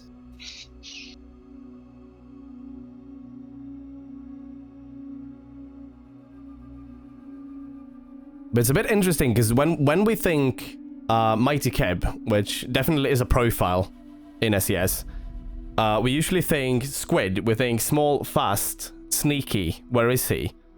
But he's in a Galleon, and that's very interesting to me. Mm.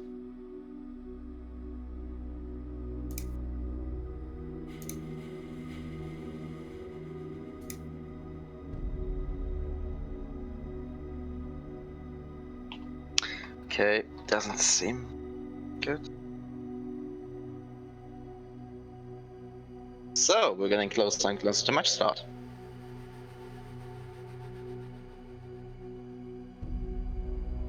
They're trying to sort out their crew loadouts there. Yeah, they get a bit more time.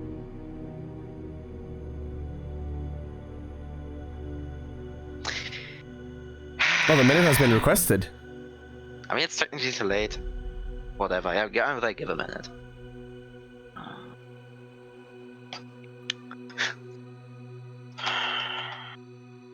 fuck. I don't know if it's just me, like, personal perception, but I think we've been moving along at a pretty good pace this week. 10 teams, the matches haven't been dragging out too long, and people have been showing up pretty promptly. Yeah, and the matches overall, I think, have been going pretty swiftly. I don't think we've seen many matches that have dragged past the 10-minute mark. There have been, I feel like 2. And we are on the field. Either way, yeah. Yeah, so should I start us off with the red ships then, and you'll do the blue? Yep. Yeah, so I'm starting us off with Rensen on the It's a Magnate with a left side Gatling mortar and carronade, and a right side Hwacha carronade and mortar and Gatling. Then you've got the Paul from Accounting, piloted by Keb. It's a galleon with a left side Gatling Hwacha lumberjack, back beacon flare gun, and then you've got carronade Hwacha on the other side. He's already putting that flare to use. Don't steal his stapler.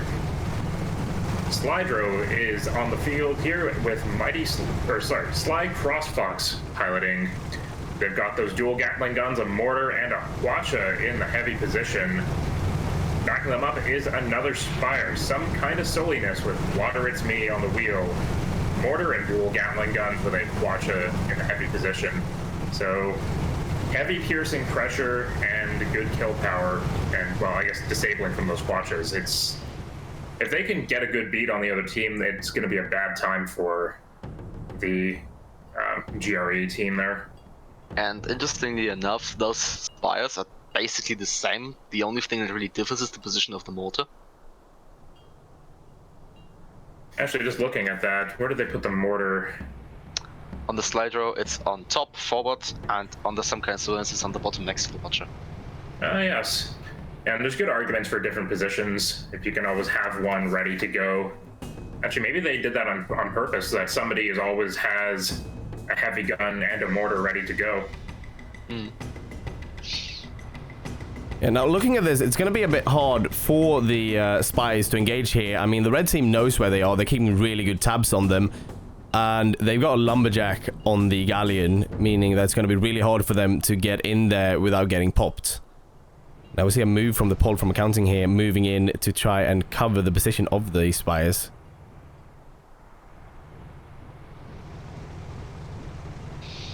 I mean, that's something that will be scary. You have these 2 big lanes on Paraton, and if the galleon manages to shoot down one of them, spires have a problem. Well, yeah, and it's really easy to get stuck on this map. Well, that Magnate needs to be careful.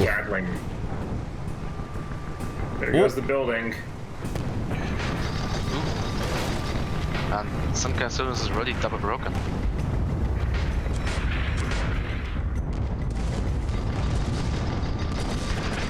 Well, this is what happens when you ignore Paul from Accounting. Yeah, I mean, there's a whole lot of firepower coming from out of there, and we see them trying to keep the double pop going, and they're doing a good job of it. But actually looking at the slide, kill power hasn't been too much late smash so far, but it still seems a bit lacking. Okay, that's another bike on the slide row. Yeah, but they don't really need the kill power right now because they've got the control, which is what they're after here, I think, the red team. Yeah, they've got the ships definitely suppressed with the balloon breaks. They've got them down.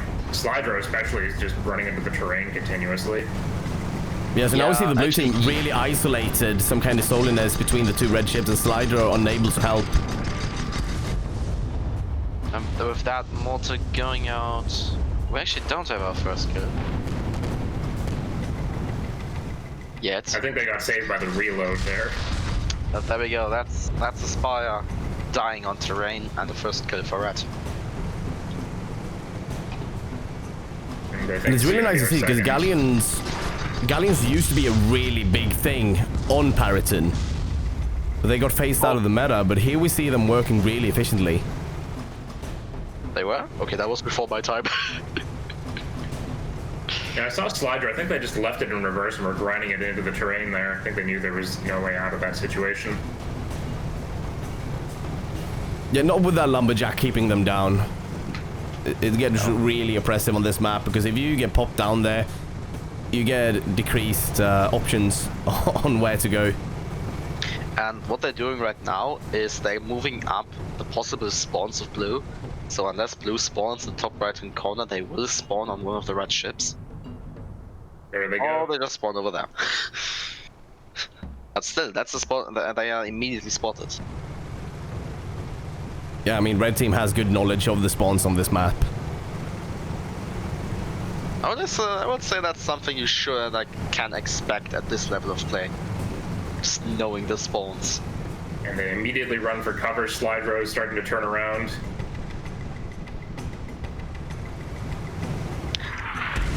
Okay, so it's already double broken right now with a teeny tiny bit of follow-up actually going into the primer there. And he was seeing just how oppressive that lumberjack is, because they're getting stuck on each other here, but they're not really able to move out because they're just going to get popped. And Paul from accounting is staying firmly out of range. Yeah.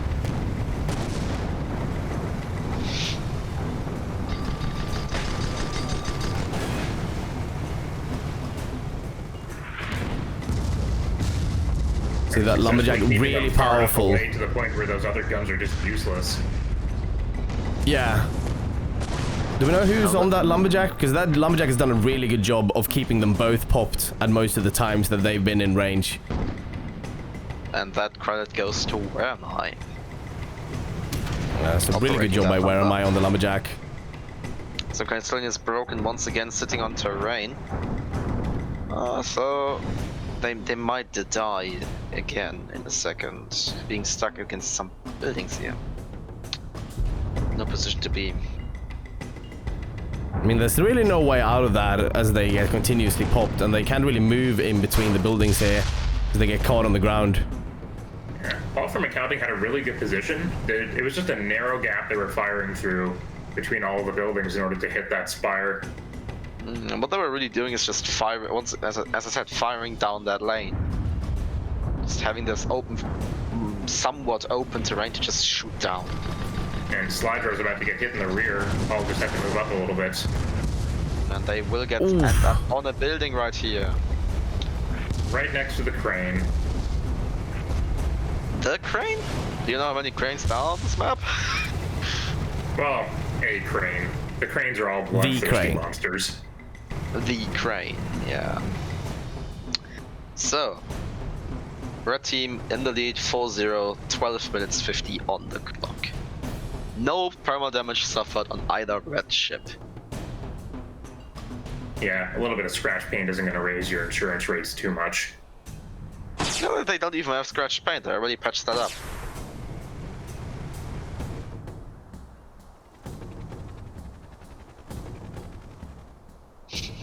Once again, red team hovering in position. Yeah, we see them using the beacon flare gun spawns. to get vision on everything here. Actually, blue team going for a split spawn, both immediately spotted. And that might be a good idea, splitting the lumberjack fire, making sure they can't both get popped. They can only pop one at a time. I suppose that just means that one of them gets immediately broken as they get double focused.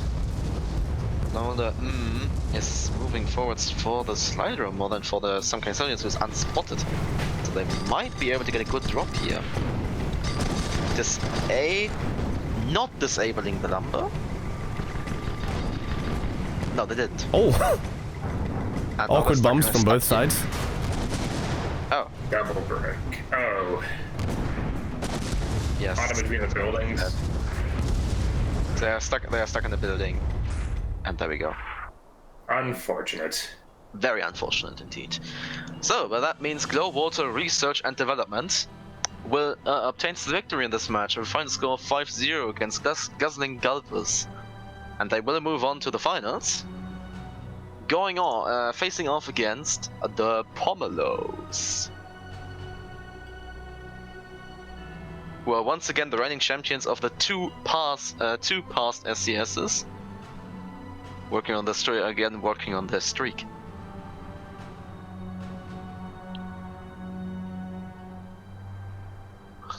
Kinforth, nice. Good map. Yeah, really good map. I actually like it. I really like Kinforth.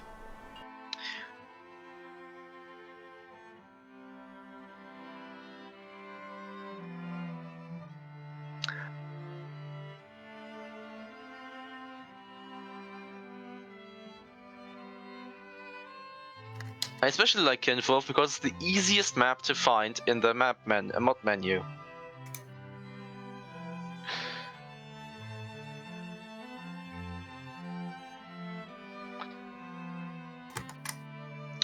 Also, I will be right back. Don't do anything stupid while I'm gone.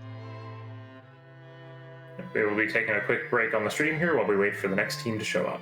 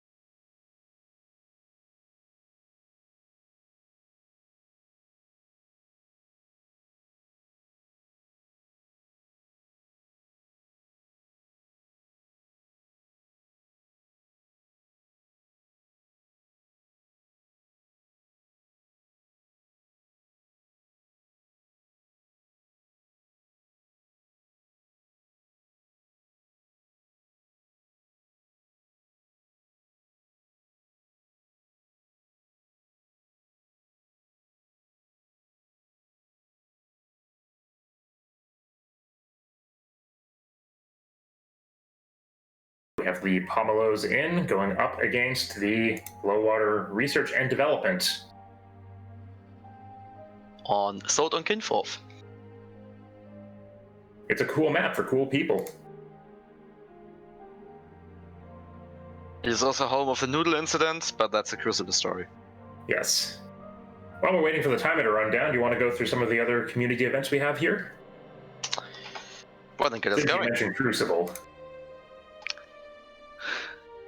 How was that yesterday? I don't know, I wasn't there.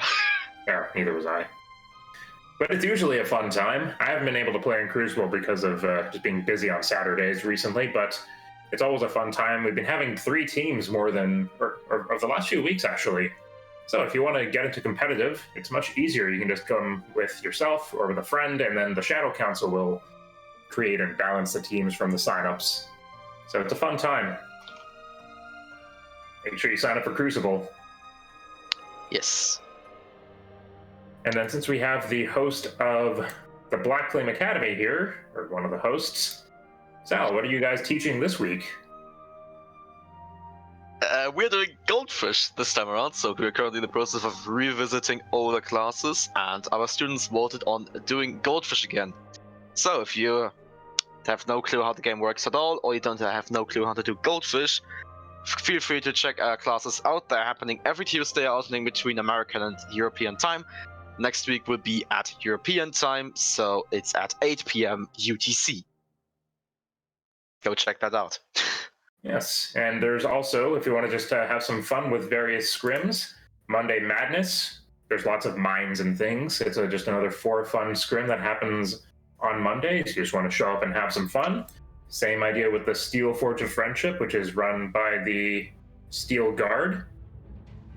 So you can show up, and they have that on alternating times every week between the American and European time zones. Of course, there's chaos on Saturdays as well, and you can find out about all of these events in the events section under the community tab in the game, or the events channel in the Discord. Exactly. So actually, Sunstrom not taking the Victor. But the ship still has Victor in its names.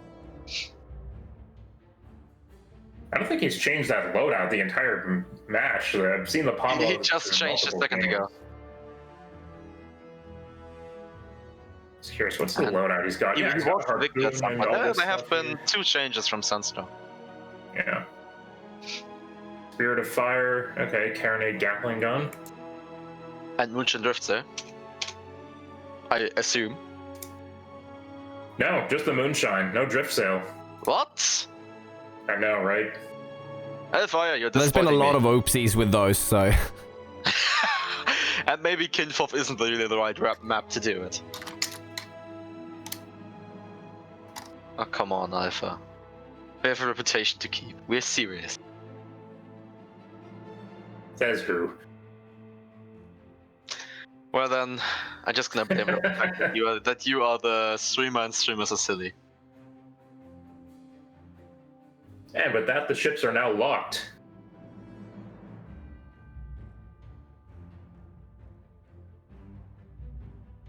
I think we got a really interesting dynamic here. We got the Magnate and the Corsair, the big ships, lots of guns, and then you got the Shrike and the Goldfish, the more maneuverable, little sneaky ships they're going to try and get in the back. Yeah, tank and speed. So we had I guess it's unusual to see Corsairs a little bit in SCS. We saw some earlier. Their strengths weren't really being utilized. The ability to rotate between different heavy guns is always useful, but where they really excel is with like straight line speed and ramming. So, someone just phrased it really nicely at some point.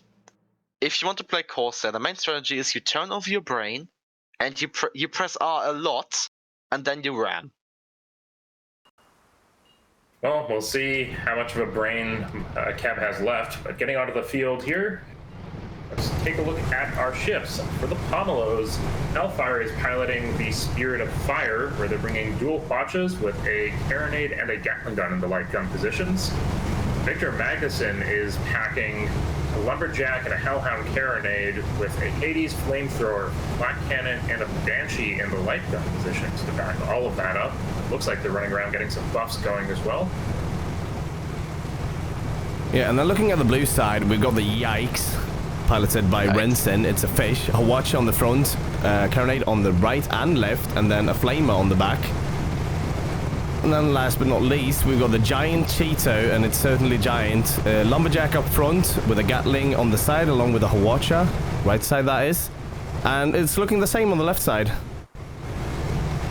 And the Poon in the back. An harpoon in the back. It's got a gun in the back. Yes. Symmetric loadouts tend to be pretty common with the Corsair. What I usually see with Corsairs is just front heavy gun popping, the others just gats and watches.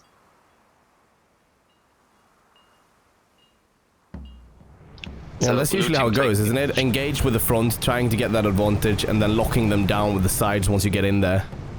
Yeah. So if you miss your ram, you can still disable them.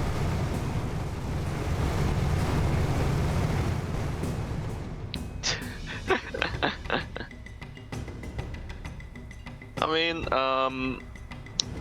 Hellfire isn't wrong there. If you combine the permas of both red ships, it is indeed at 200.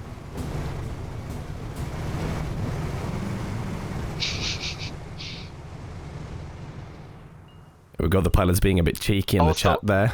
Alpha, you triggered Hellfire. He has Driftsail. There we go. Outstanding.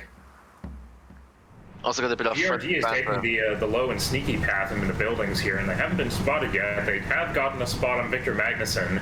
Yikes is rolling in fast and low. spotted though. Aha, that rhymed. Victor Magnuson putting off a few Hades. Doesn't look like any of those connected.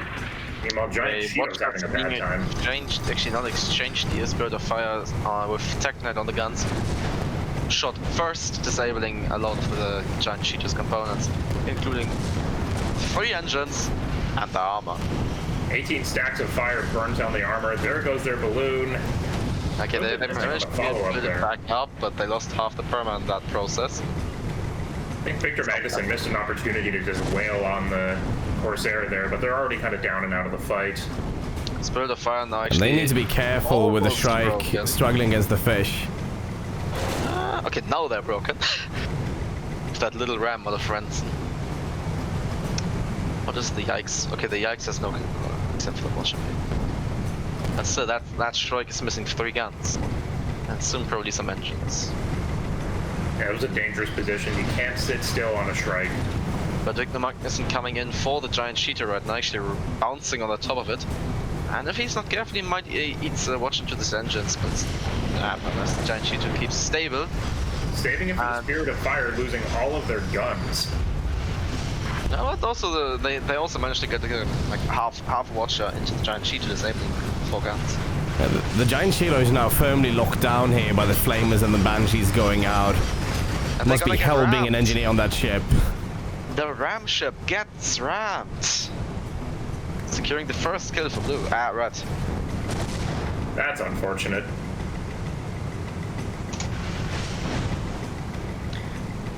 Well, I think Yikes is summing up the reaction that their crew had, and they're now making a run for it. Right around the corner, capturing a bit of a Quacha, but no major system disables.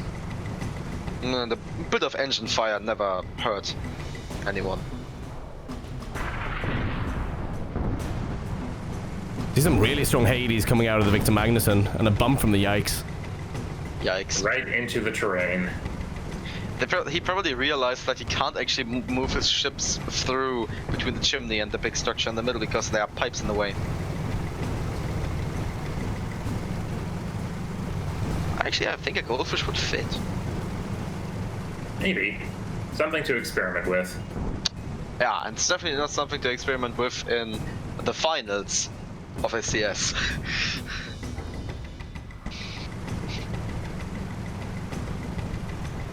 Spirit of Fire is just hanging out in the open there. Yeah. Okay, Giant Cheetah spotted, coming... Slowly but surely they're coming in. Yeah, they're looking at the Spirit of Fire, but the Spirit of Fire has got some hard cover in the form of the chimneys here. No, Giant Cheetah is unspotted and going around. I mean, not that he would manage to hit a ram a Shrike, of course. You might. Yikes, once again using the holes in the buildings down there to move through. Oh, nice. Yeah, it's a small ship, they can do that with relative ease. You can even do that with Crusader. Ooh, really good to watch on the Spirit of Fire. 2 engines, all 4 guns. And also a bump into a building? There we go. Spirit of Fire looking really bad. Oh, beyond that, we'll see another watcher going into them there. Keeping all the guns down and also breaking the arm once again. And Victor Magnuson down there and really unable to help. Yeah, the lumberjack of the Giant Cheetah is really keeping them down. So, Frostbound doing a really good job at just suppressing the Victor Magnuson. We've got a good watcher coming out on the Giant Cheetah by the Spirit of Fire, but they take 1 in return. I think what I just realized right now is Blue Team is really lacking kill power. The only thing they really have is the watchers. And once again, what they've got there is the control. They've got their watchers, they've got the lumberjack. Try and control the pace of the engagement. See what I see right now? Cheetah really should have just thrown the throttle in and gone for a ram against the Shrike. That would have killed them. Yeah, but keep in mind that you never really can expect to actually ram a Strike, because as long as they still have 1 engine, they can run, and they can also do vertical stuff. Corsair is a flying brick. So yes, if it gets going, it really gets going and you can't stop it, but it can't turn. Shrike now out of the battle and Giant Cheetah using that to go for the Victor Magnuson. Once again, staying out of the range of the flamer here and keeping the lumberjack and the Magnussen, keeping them down, pinned to the floor. Good strategy. It seems to be working out well for them. Victor Magnussen is quite down there. They haven't managed to pop them quite yet. Oh, they managed to get enough pops there to actually keep them down. That's another one. There they go. Victor Magnussen will finally touch down. Drogue shoot can't fix that. And The Spirit of Fire really struggling here. The flame stacks are stacking up. Victor Magnussen is double broken, sitting on terrain with the giant cheetah coming in. We might Will finally they see a ram? ram here. That's a ram, and that's a kill. There we go. Meanwhile, Food claims yet another victim. Yikes is keeping down Spirit of Fire. Now the lumberjack coming in. That's just too much for them to handle, and they're gonna go down. 8 stacks of fire on the armor, and that's it with that final little tap from the front of Yikes. Oh, Taking a look at the map, let's see where Victor Magnussen chose to spawn. They took the far northwest corner. I think it's safe to do, as blue team is all the way in the south, and since this map is rather big, it will take them too long to actually go north. I mean, it was looking a bit rough for the blue team in the beginning, but it seems like they've gotten hold of what they can expect from the red team and trying to use that rough control that they've got to just really bring them down slowly and make sure that they can't really hurt them too much. We'll see if the red team can turn that around. So Giant Cheeto is taking a right turn here and is just switching over by one street. And meanwhile, the Yikes just going through the buildings. Spots have been made. Actually, just spots. Okay, now we also spot some blue.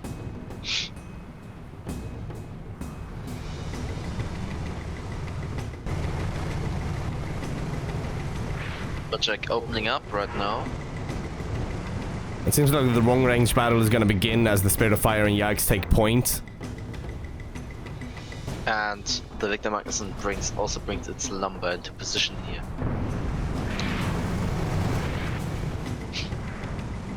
The Spirit of Fire needs to be really careful. Some people have not yet really zeroed in.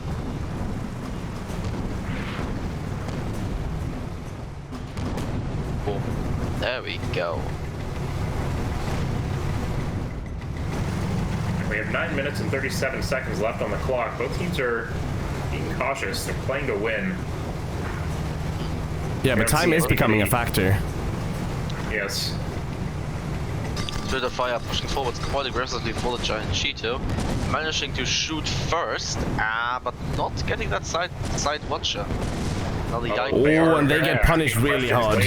Oh, that was a good idea. Red while Drift Sabers on! Spirit of Fire getting obliterated by the Yikes here with that unfortunate ram while Drift Sabers on. Good timing there by Yikes. That's going to put GRD up at a 2-point lead. Yeah. And now the Victor Magnussen is rather lonely against a mobile ship and a brick. Okay, with double watches going in on the Victor Magnussen, they are losing almost every gun and another engine and also their armor. Yeah, they seem to have opted. Yeah, they seem to have opted for the fighting until they die so they can join their ally again, instead of just trying to keep this fight going. Spirit of Fire already respawned far in the south, and now GRD is in the lead 4-1. We're at match point with 8 minutes and 17 seconds left on the clock. Can the Pomelos make a comeback? Well, we will find out within the next 8 minutes, if even that much. Or, you know, possibly. I mean, otherwise they do have... I mean, They do have one more match to redeem themselves.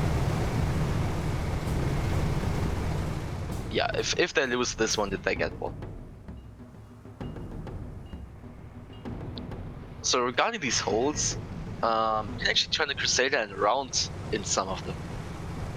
I mean, don't try it, but it's possible. It's tricky and tight. I actually did it accidentally.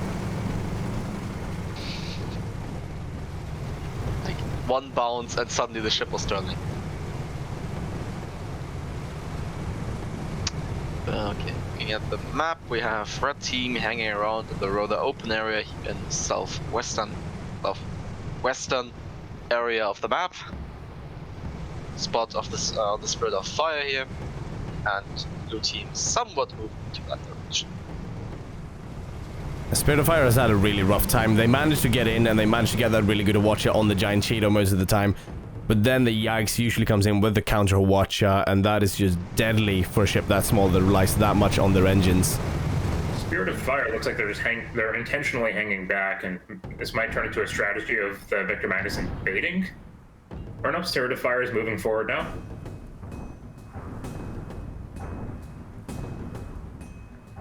And one problem Red Team has right now is that they don't have spots. Yes, they have an idea where both ships are, but they can't be sure. Yeah, and that's huge in a long-range engagement. Most people know the shapes of the ships and can visualize based on the white square that you get around them. And then you can also always look at the map and see where the ship is facing. Yeah. Both Yikes and the Cheeto have dropped low and are moving down. Spots are now broken. And it seems that Victor Magnuson went into the wrong direction. Oh, they just want. And that's a dangerous choice against a lumberjack, though. Okay, well, and they're raining there we down go. fire on Yikes. Cheeto comes around and opens up. They're going for the balloon. Yikes! And they get their pop. But so is the Victor Magnuson. And no drog shoot on the Victor Magnuson. Actually interesting because he has one. He's just not using it. Oh, okay. Again, a good watch here by the Spirit of Fire onto the Giant Cheeto. Ooh, and actually the Giant Cheeto needs to be careful there not to get rammed to a building. Okay, not that you're gonna ram. Staged initially by the engineers on the armor, but those 15 stacks of fire just burned down the armor. They've got 9 stacks on the balloon. Actually, the Shrike losing 2 of its engines here, including one of the heavy ones. So not going anywhere in the foreseeable future. Let me just fix that. Yikes, Yeah, really good, impressive flamer from the Victor Magnuson, but they've lost almost everything there due to that Watcher. Victor Magnuson once again under lumberjack fire, losing the balloon, and the Yikes getting rammed by the other way around. Spirit of Fire getting rammed. They did some ramming, but they had the armor down. I mean, at some point you just gotta ram, no matter what, if you have armor up or not. Their armor is also burning down. 9 stacks of fire. That just got extinguished. Victor Magnuson, yeah, finding itself in a lot of lumberjack pressure once again.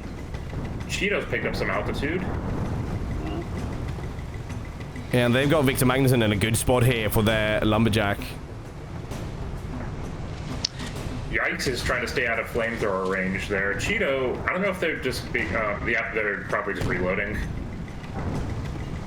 Although the pipe is now obstructing their line of fire. Oh, they can still get the lumberjack going on the Spirit of Fire. And that would really hurt the Shrike, because lacking mobility in any way is just bad. And in that case, a low balloon is as bad as a broken balloon. Yikes, throwing it in reverse to get underneath Victor Magnuson, while Giant Cheeto is putting some fire in on them. I imagine Yikes is going to climb in and fire their Watcha.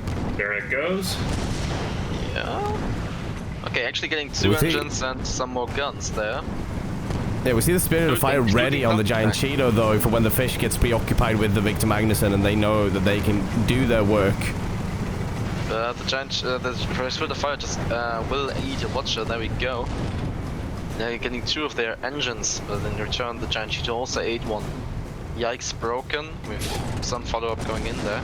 Oh! The Javelin is out on the Spirit of Fire. They're getting pulled in. Oh, they got pooned! Ooh. That's actually interesting. And now the Yikes is once again moving in with that Watcher. Spirit of Fire sitting down, missing all the guns and 2 engines.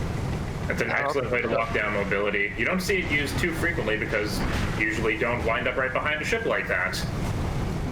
Okay, once again, Victor Magnussen on the way in, losing Balloon. Then Cheeto sitting down on the Spirit of Fire. We're still missing all the guns. Yikes, trying to watch them, but ending up in some terrain themselves. Cheeto is comfortably on fire. 20 stacks of fire on the armor just got extinguished. That ain't good. And Spirit of Fire eating a Watcher to their rear. The counter Watcher comes out. Their assault on the Cheeto and is just moving into deal I with will the get Yikes. rammed by the Yikes. And they Into the successfully silo. ram That was a kill. nasty ram. Yeah, if that second hit wasn't successful, they would have just gotten taken apart by the Magnate there, but they got the kill.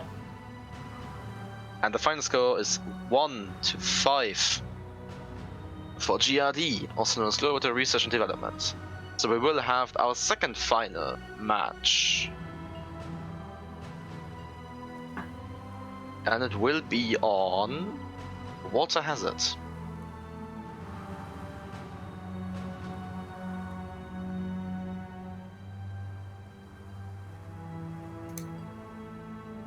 Moving on to the finals, the teams just have to switch sides.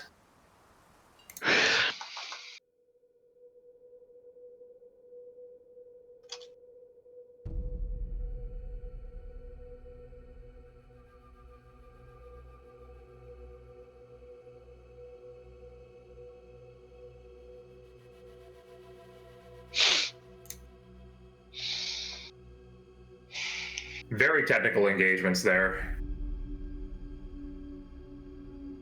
Yeah, there was a whole lot going on. Yeah, I didn't see any big blunders by either side. It was just a lot of fine finagling. I think there was a few missed opportunities for Rams, but yeah, very well played by both sides. Curious to see how that dynamic changes here on this map. Water Hazard, of course, has a lot more open space in some ways, but there are still a number of obstructions which give people cover for moving in and around.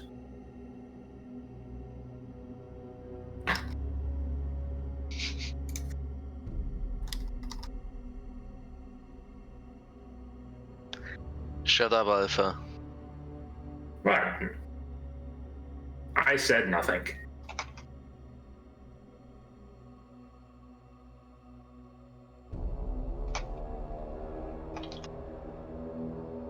As in, I will see if the teams are going to switch it up at all. That strike did have some problems with that fish. But I think, given the right situation, most of these ships could have taken out each other. It was just a matter of getting the wing conditions, so to speak, on each other. Let us start the timer. So, 3, 2, 1, go. 4 minutes until the match begins. Will it be 4 minutes of hell or 4 minutes of fun? Or 4 minutes of nothing. Oh, it could also be the case.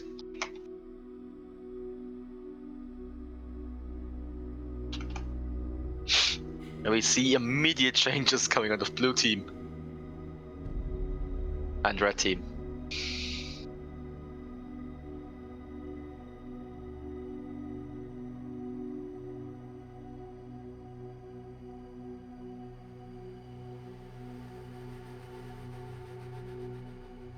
Okay, I'm switching things up with a Crusader and a Magnate now. Or rather, still a Magnate, but a different kind of Magnate. Let's take a look. Looks like the same. But we still have the same flying DDoS with the triple Artemi, the Gatling gun, and the Lumberjack Watcher. Bit different. We now have a Poon on the left. Pretty What was sure they that had that last game. Really? Yep. Okay, I really wasn't paying attention there. Stormbreaker still going for the Gatling double Banshee, so good kill power there. Cheeto seems unchanged. And Kev was able to make that work pretty well. Wasn't as aggressive with the Rams as some other players, but still got a few good spicy Rams in there. And what something that Dimitri mentioned earlier was Cap is known for his squid play, and squid is like small, nimble, fast, and all of that stuff. And now we see him flying in the past 2 matches like the 2 biggest ships in the game. Yeah, very much the polar opposite of the squid. Yeah. Yeah, but he seems pretty comfortable in the ships. I mean, that Corsair worked beautifully, and I think it was very much still him. You could tell it was him flying just from looking at how the ship acted. They stayed just out of reach, being really, really annoying to the enemy team and making sure that they got those pops that they needed to win. And Tears is using the pause for GRD before we even get into the match. I wonder if they're just strategizing. It doesn't look like anybody's disconnected. I don't know, but the timer was at... Well, we're gonna reset the timer at 2 minutes. That should be fitting.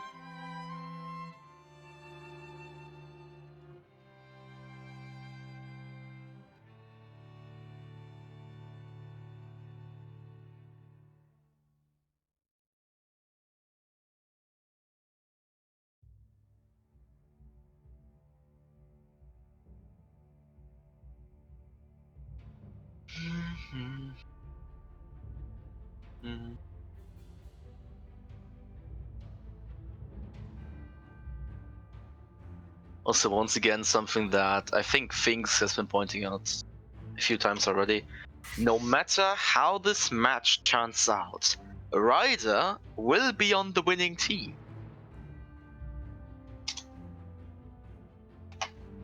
Well, they do seem to get around quite a bit.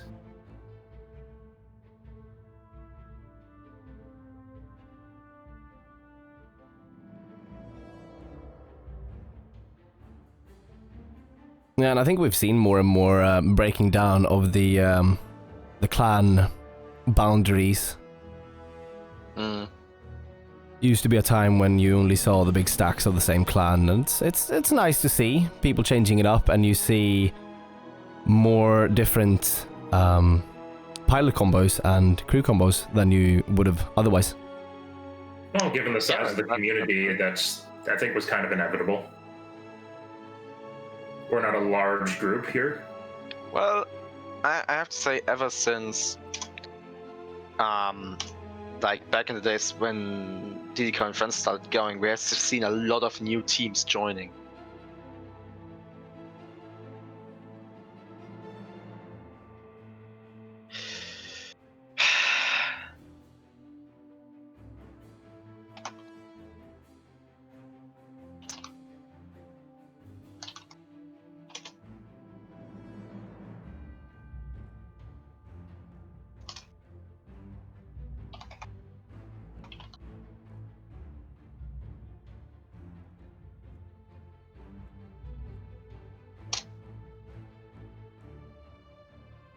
We have 1.5 minutes until the match starts now that the pause has finished.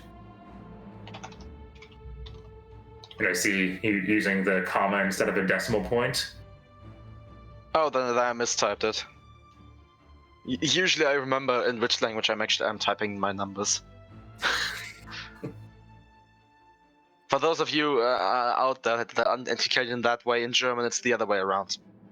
You use a comma for decimals and a point to separate big numbers.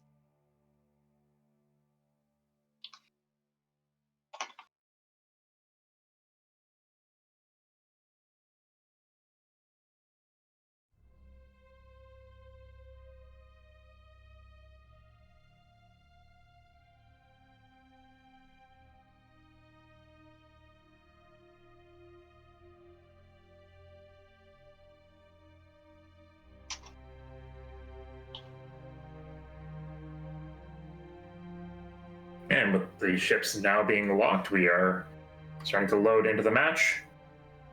See if we can get everybody to ready up. No, I thought I was being a little slow there. I mean, I shouldn't say it, but if they keep the readies like that, we'll start the match perfectly on time. At least, somewhat perfectly on time. There we go. Yeah, loading onto water hazard.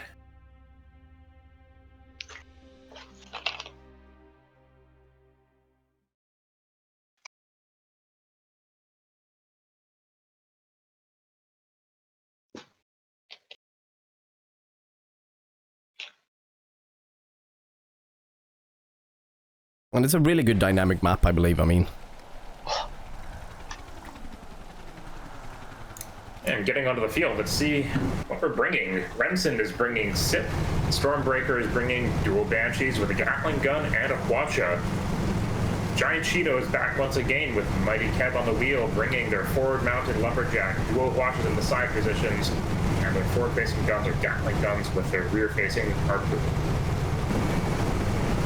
Moving on, we got the Somnium Magicae. It's a Crusader piloted by Hellfire. It's got a left side Lumberjack, Flak, and Hades, and a right side Hwacha, Gatling, and Artemis. And last we've got the Victor Magnuson, a Magnate with a right side Lumberjack, Artemis, and Hades, and the left side Flamethrower, Harpoon, and Hwacha. Now we've got the red team moving up really aggressively on the blue team here. Yeah, Cheeto's running fast and low. They weren't spotted until just a moment ago, and using the high upward arcs of that Lumberjack to land some hits on Victor Magnuson. Although they're getting a lot of fire in return, so not a huge amount of effect on Victor Magnuson. They did some damage. Meanwhile, that distraction allowed SIP to get nice and close.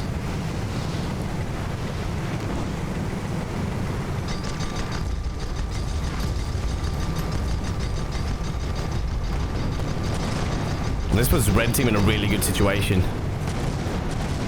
Although the Giant Cheeto might be a bit exposed here to the dual fire of the blue team. Victor Magnuson torched them pretty hard there. 17 stacks of fire on the hull, 8 on the balloon. They're just extinguishing that now. Their balloon broken, double broken. But now the Victor Magnuson is in a bit of trouble themselves with the SIP coming in behind them, getting the arm break on. I was really expecting to see some fire come out of Somnium Magicae. They're only missing 2 guns, but there was just nothing there. Giant Cheeto a little hung up on the terrain there. Yeah. Oh, and we got the harpoon hits. And now we finally see Somnium on the ball there. Hades and Flak coming down on them. Getting the balloon with Giant Cheeto. And what we've seen of the Somnium Magicae usually is an extreme firepower from that crew. They know their guns.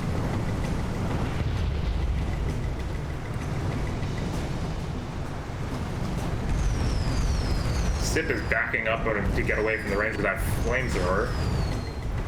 Gonna break on Somnium Magicae with no follow-up.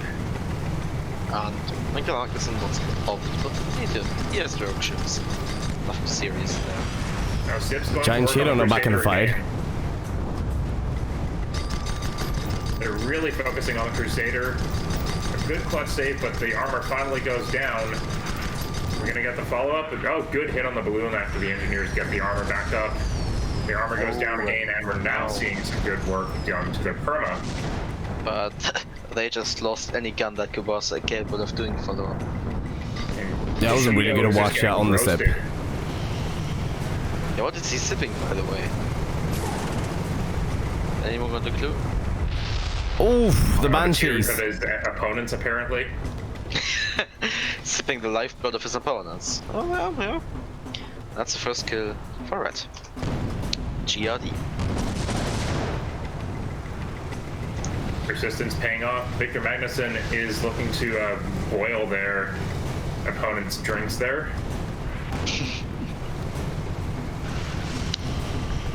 Are we going to see a good ram? No, we are not. Nope. Instead, Cheeto is just going to pull right up, dump a Hwacha into them, taking out most of their guns and an engine with the armor down. And the everything.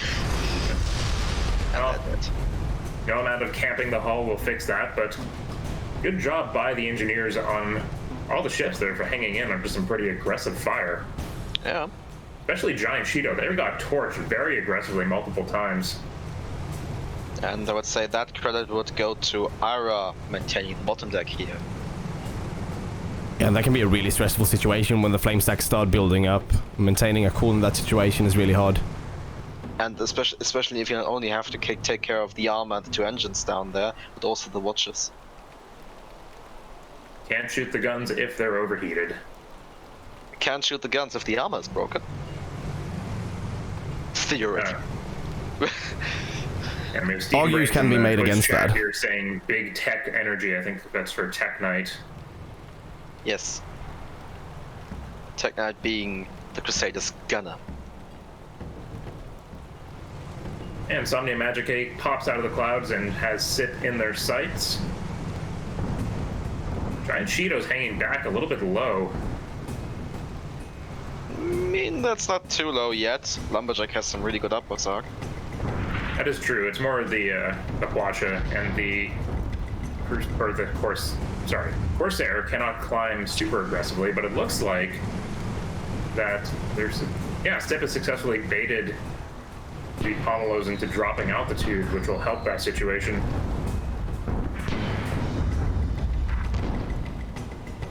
And now Cheeto's getting the business. Yeah, but that also forces them to Unspotted, turn, meaning the Sip can move in. Yeah, they are still spotted, so I guess I misspoke there, but there is some cloud cover. Giant Cheeto actually. Oh, no, I can't see. Can't talk straight anymore, and I also can't see. A lot of long-range fire going into them. Engineers are doing a good job of keeping the systems running. The Hades are just missing by a narrow amount with the occasional hit. Sip now rising up and getting the attention of the Magnate. These shots are really cinematic. It does look quite pretty, doesn't it? Yeah, but Just if with left the to this battle, I think the Lumberjack, Somnium Hades. Magica is gonna bring the Giant Cheeto down. Sure. Quite possibly. They're working on their balloon pretty aggressively. Sip hits the bridge. Ooh. Or either that or there's just a light bump. Doesn't, not really catastrophic. They tried coming around the rocks there. Didn't quite work out for them. Cheeto really needs to close the gap if they can. But closing the gap also means that they're gonna take even more fire from the Somnium Magica right now. That is true. Victor Right Magnusson now, seems to be part of- struggling. Yeah, They right don't now have what to is use really helping them out is the fact that a lot of those Hades shots are missing. Oh, and the Victor Magnusson. Oh, okay, they're going over the bridge. And big move from the Giant Cheeto here, using a bit of the cover to actually get in and close that distance. They're dropped in nice and low, and they are on a pretty good level to go after the Victor Magnusson. Meanwhile, And both blue ship rise. from the Sip. I expect we're going to see a Huacha soon. Ooh, and Sip losing almost everything there. Hades are landing nicely on target there. Yeah, this is. There goes their armor, and there goes the rest of the ship. Giant Cheeto is going to want to run away as hard as they can. Yeah, and while being a big ship, then definitely not a slow ship. They can move quite fast. The thing is, the acceleration is shit. Well, that's why you bring Moonshine. That's true. But he's not burning it. He threw a little bit in. I think he didn't want to hit the engines too hard. From the overview, I can't see what the Some of engine them health are is. indeed on fire. Zip spawning to the north, and they're going to be able to burn and rejoin their ally quite soon here. All the fires on board Cheeto are pretty manageable. Yeah. And now, with this open terrain and straight line towards his ally, Mighty Cap unleashes the power of the Moonshine. And they're making that little turn to get a little bit of cover. Don't know if the Pomelos have noticed where Sip is currently located. They might soon if they're paying attention. It's going to be an interesting attempt to rise up there because the bridges of doom are right over them. They've been spotted. And these two bridges are especially bridges of doom if you play Crusader and you accidentally fly into them, because it's almost impossible to get out again. Now the Sip forcing one of them to turn. Actually forcing the Victor Magnusson to fully turn. Well, with the angles they have, they can still get their light guns towards the Cheeto while still keeping an eye on Sip and possibly even getting their guns in a line to work on both ships. I think is why they're also reversing to help with achieving that firing solution.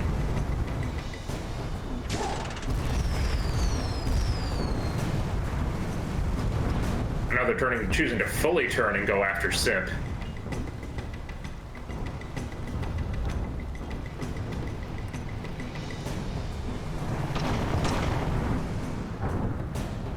Okay, Giant Cheeto Cheeto. is- heading Giant itself from Cheeto found a cover. good position.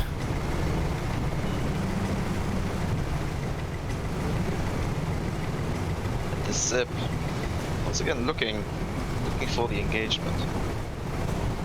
Okay, they're getting going on the Somnium March, okay, and facing the other way. I think they learned their lesson from that last engagement also. They're trying to very much to stay out of the range of that flamethrower. And this is where Stormbreaker shines because it has quite a lot of maneuverability. So just gun running is a valid strategy. Cheeto's got to move in, and they are doing so. If they kept up with that approach, the Pommelos would have gotten behind cover and out of the arcs of the Cheeto. They've Cheeto successfully actually- closed the gap. Why There goes the don't you right Quasha. now? Somnium They would Magic need- loses 3 guns, and their armor is getting weaker. Saved by the That one- reload, it looks like. That was the entire left side of the Crusader. Cheeto's pushing back a little bit, but now they're starting to rise up and move forward. Sip moves in and gets an armor break with some good permit damage using those Banshees. Somnium Magic Yeah, I mean, is they're running in really reverse. the kill power.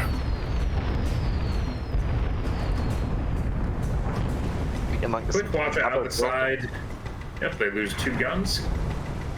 Victor Magnuson is now getting the business. But the number of the Crusaders is also not messing around, popping the Giant Cheeto there. It's again courtesy of Tech Knight.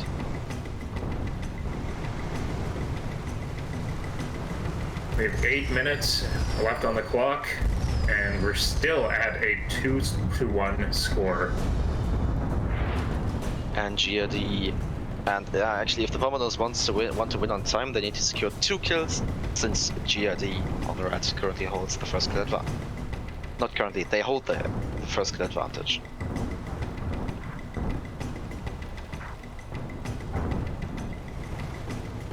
And what we see is like every move is so very calculated, and that's why this match is taking a bit longer than what you might usually see. Sip runs away, which drags the attention off to the side a little bit. Cheeto pops out and puts some shots into Somnium Magicae. They're now throwing it in reverse. Sip's rolling in. Oh, there was a harpoon. Not sure if that connected. I don't think so. Had that connected, that would have been incredibly devastating. Walking down the movement of a ship like a Stormbreaker is They got it. just They absolutely got a point on fatal. the tip. Yeah, they've got a harpoon, It's but no not real line wrong. between them. Yeah. I mean, it's actually really difficult to get a pool on the Stormbreaker because it's mainly balloon, and harpoons don't stick to balloons. Yeah, especially when shooting from above and down into them, that balloon really covers a whole lot of the ship. Yeah. Well, they ate a bit of the flamethrower, knowing it would just go into the balloon, as you were saying there, which they were able to Oh, but they manage. get another pool once again, catching the ship and turning them around, forcing them to stay in the engagement. But running that far back caused both of the Pomelo ships to turn around. Cheeto's running down Victor Magnuson. They're putting a quick Quacha into Somnium Magicae. No, they've stopped and are climbing. Yeah, the ship getting rid of the pool. And now the Victor Magnuson is once again under the fire of the giant Cheeto, losing the balloon. And going down since he's not activating parachute. On drop ship. Somnium Magicae now really in trouble. So we're Getting a actually full broken Quacha right from now. Giant Cheeto. They might be getting saved by a lack of follow-up and a bit of reload time there. And also the ship had to rebuild. Yeah, they had to run away. They couldn't stay. Which is mainly has been what this game is about, getting a good position, and the teams are constantly denying each other the positions that they want. Yeah. Sips pushed Victor Magnussen back with the Gatling fire there. Victor Magnussen is being held down by that balloon pressure. They might just get ground into the ocean here. I mean, if he's not careful, and yeah, they might. There goes the balloon again. Popping the balloon right there. Parachute. Well, he's actually Yeah, using but we the got the drogue drog chute. yeah. Well, no, he switched off to Moonshine. Now he's got the drogue chute back out. I mean, Oh, Cheeto's going for it. yeah, that's the one giant drawback of parachute. You really hinder your maneuverability. I think that's maybe why he threw in the Moonshine, just to try and disrupt any rams. They've actually got their balloon back up now. That's something in match case. Broken and dead. Oh yes, above while we were watching Victor Magnussen. Yeah. Some good pressure from Sip. Did you get that on camera? We got that on camera. Good. And now Victor Magnussen backing off towards the edge of the world. He's not bouncing, but he's beyond. Yeah, with the timer that's left, they can't really afford getting another death here, because then they need to win 2 different engagements. They need to complete a full reverse sweep in order to win this. Now we see the Corsair ram. So, and now the Pomelos actually have to fully win this match in 4 to 7 minutes. And And the next engagement is going to take some time to start. But considering that they need 4 kills, that's 2 separate engagements. It's not a lot, it's not much. Yeah, and the red team has options, like holding spawn, spawning on the other side of the map. Yeah, there are just options. simply not giving them the engagement. And if there's no, I will clarify the rules right now. So, if there are spots, an active engagement, or ships within 1,000 meters of each other, then overtime is granted. If these 3 things, none of these 3 is fulfilled, there's no overtime. But I'm pretty sure we're gonna overtime. I have to. Yeah. And with the stream delay, yeah, disappointment coming in. Yeah, I messed up the camera work there. That was my mistake. Shows left to Victor Magnussen to piddle around the bottom of the map. But now we're into much more entertaining stuff. Eating a massive watcher right here. Losing 3 guns and 3 engines. All the engine. And they need to be careful not to get caught on this cliff right now in between the 2 buildings. And that's exactly what will happen. Oh, they save it just in time. Yeah, can the Cheeto keep up the fire? No, because the Somnium Magica is denying them. The really good work by the blue team there, making sure that the Victor Magnussen didn't die on the cliffs.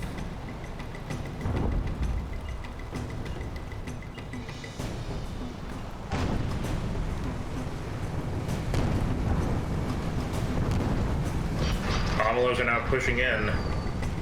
Victor Magnussen lost their balloon.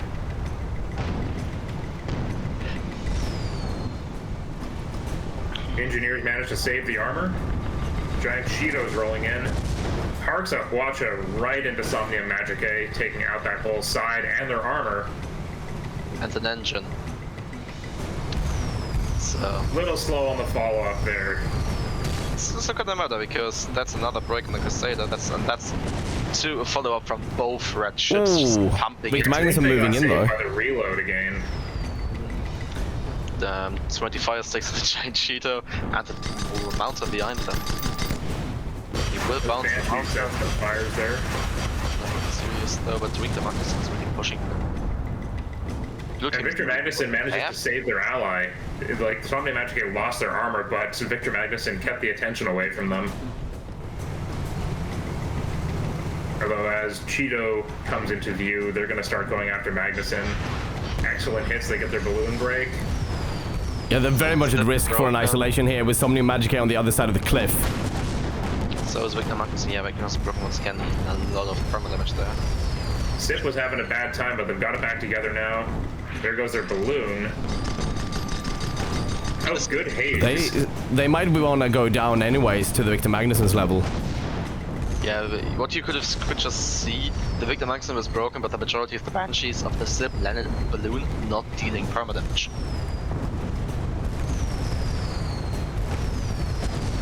Oh, this will be an interesting match, I have to say. 20 seconds left on the clock.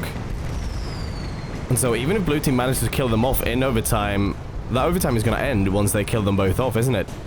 Yep.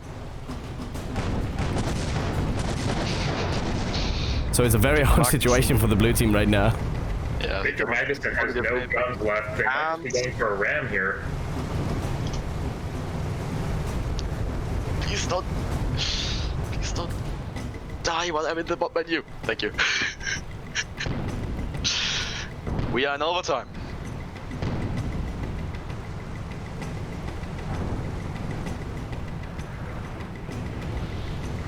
And blue team doesn't have too much to win, unless they can kill one ship off and then keep that other ship alive and just force an engagement until the other spawn is forced. And they can keep that engagement rolling. Yeah. But that's gonna take time. Once again, they kill the force. I think the Stormbreaker is able to just run far enough and break the spots and be out of sight. Giant Cheeto's got 20 stacks on the hull armor there. But Victor Magnuson is not looking good right now. No, they are not. Broken on the balloon. They're running drogue shoot. Almost dead. I think the next solid break will take them down. They just have a tiny bit of perma left. The Summoning Magicae is in a spot here. Giant Cheeto might be rolling in with the Watcher. Oh yeah, Poon gets hit. That's another Watcher getting on the Summoning Magicae, getting one engine. I mentioned that earlier, engine disables in Mercedes are huge. Because he can't go forward anymore. Sip is broken. Now Sip might take the fall here. Yeah. But they're still alive. But so might Victor Magnuson. Without that armor, they're as good as dead. There goes the Watcher. And now no components. Broken there. Oh! They die. Oh, that was a tight race between the engineers rebuilding and the guns there. And we just say right now in the chat, you can see everyone writing GG, and I can totally agree to that. That was an outstanding match. Very technical play. I mean, the score here says 5-1, but that was by no means an easy win for GRD. No, really not. Well, I'm glad that it didn't end up being an overtime victory. Or timer victory, because a lot of people, and me included, actually have the feeling that that's not like a real victory. But still, I mean, GRD, they pulled off once again, did phenomenal work in this match. Scrambling to getting the victory here twice against the Pomelos. Indeed, and the victory this week goes to Glowwater Research and Development.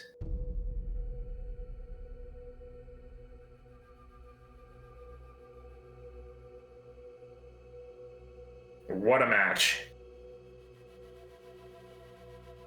Yeah, really solid play from both teams. Very technical, and might have even looked a bit boring.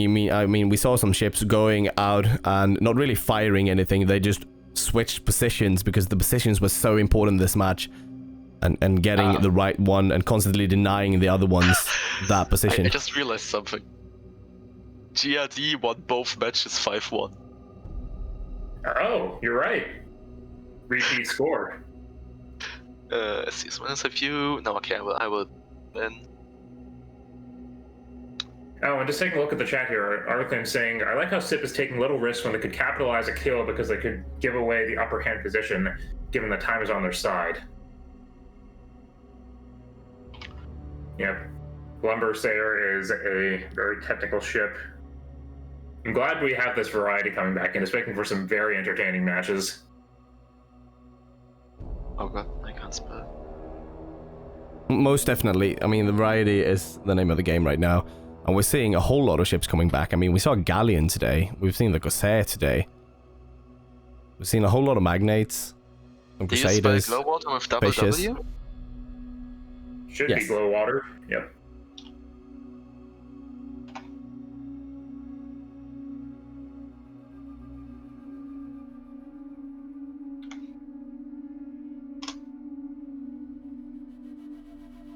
It's very welcome. The meta in SCS was getting quite stagnant for a while there, and then I guess last year we had the changes to the Magnate, which helped bring it back in line. It used to be an absolute, like, it was unbalanced for sure.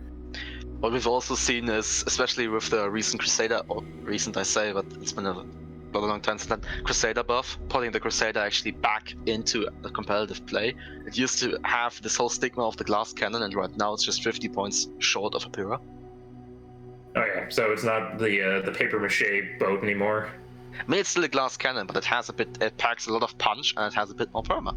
It's not it can't be one clipped anymore. Yeah, it's not as catastrophically weak as it used to be. But I really It's a like tempered now glass we're cannon. seeing- Sorry, second. No, I said it was it's a tempered glass cannon now. Oh, Yes. Overall stronger, but will still shatter if poked in the right way. And then there's also these other shit, like, I didn't see Shrike for the longest time. Stormbreaker kind of off and on. What's These ships especially are interesting the is ones where if you lose your mobility, it's just game over. what I really like just seeing in a more and more competitive play is using drift sail. Like I've seen Moshana do that, I've seen Hellfire do that, and just drifting your ship into the right position and utilizing the drift sail to come out of an unexpected angle and end up in an unexpected position. I mean, that's the really popular play for the Stormbreakers, is those drive-by hits where, or even the Shrike, you can just pull up at very high speed, and especially if you hit the right angle, your opponent can't even land any shots on you as you roll in. Disable their guns, make a turn, and use your other side, or just get out of there. So it's a good way to disrupt the opponent team's formations. I think we're seeing some really nice plays with the fish as well, using the drift sail, because you can usually you go beneath and then you have to like turn around. With the drift sail you can do that while you're going below them. You can already be turned and ready to shoot out the engines. Especially because it lasts for, I think it's 3 seconds after you switch off the tool. So you can combine that with Phoenix Clock for some absolutely absurd rotations. You can also combine it with, for example, Moonshine to get some absolutely absurd speeds. Or all three for extra fun. Holy shit! I mean, there are also some... That's a pretty popular loadout. Yeah, I mean, I have to say, I'm tempted to say mad lads that have used drift sail in combination with bounces on buildings, for example. Well, that's where you really want to have impact bumper. Or you just time it really well so that the drift sail expires right before you bounce. No, actually, the point of the bounce is to get momentum from that. But I guess that's mostly mad lads. That's playing with fire, as we would phrase it. We have seen, I think it was, what was it, the Periton match? Where somebody drift sailed into a building?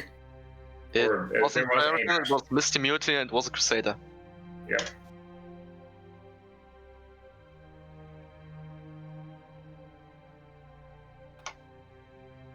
Well, outstanding matches for the week. I think we're going to go ahead and wrap that up and make sure you all check out the other various events we have in the community, such as Crucible and the Black Flame Academy, and the other ones that we've mentioned. You can find that information in the game or in the Discord.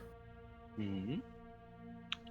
Obviously, we will have another SCS next week on Sunday, as usual.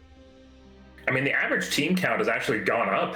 I figured it might have started to tail off a little bit as some places people are starting to get back to work.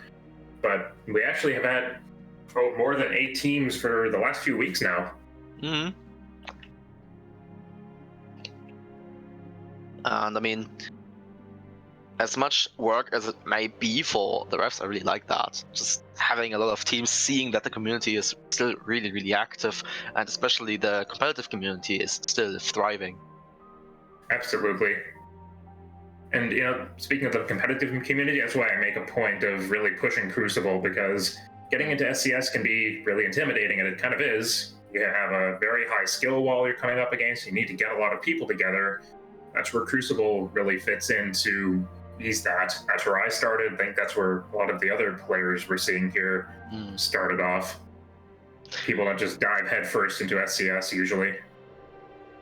Yeah, and what I've really seen is just that if you want to do SCS, in the beginning you will just get stomped out of existence by any other team. So really getting your head through that, or just ignoring that and keep going, might be a bit difficult for some people, but still, we have new teams. We have a lot of new teams. So people really like bashing their hand against the wall repeatedly, it seems. Yes, and especially so. Just taking a look at the scoreboard, we see that with some of the newer teams, but they're not making the same mistakes week after week. They're learning and getting better. And I mean, that's really the key. I can tell you that when I started out, right? I mean, I've had some SCS fame. I've won quite a lot of them. Throwing your head at the brick wall and learning from that brick wall, it helps. Look at what the veterans are doing. Adapt from it. Like, do what they do. Practice that. And, I mean, I started out somewhere, right? Yeah, we all started somewhere. Yeah. Yeah, but once again, if you just want to step into like take the first steps into competitive, really check out Crucible. It's fun usually. It's always fun. I have to say, you will always learn something because the way the balance works is you might get some newer pilots, but you will always have experienced crew. So it will always be a learning experience, and you'll also most likely have fun, and no matter if you win or not. Just getting to play in a more competitive environment. Also, I think we should end this before we get more philosophical. Indeed. Thank you for joining us this week. Have a good rest of your day, everyone. Good night. Yeah, definitely. Good night.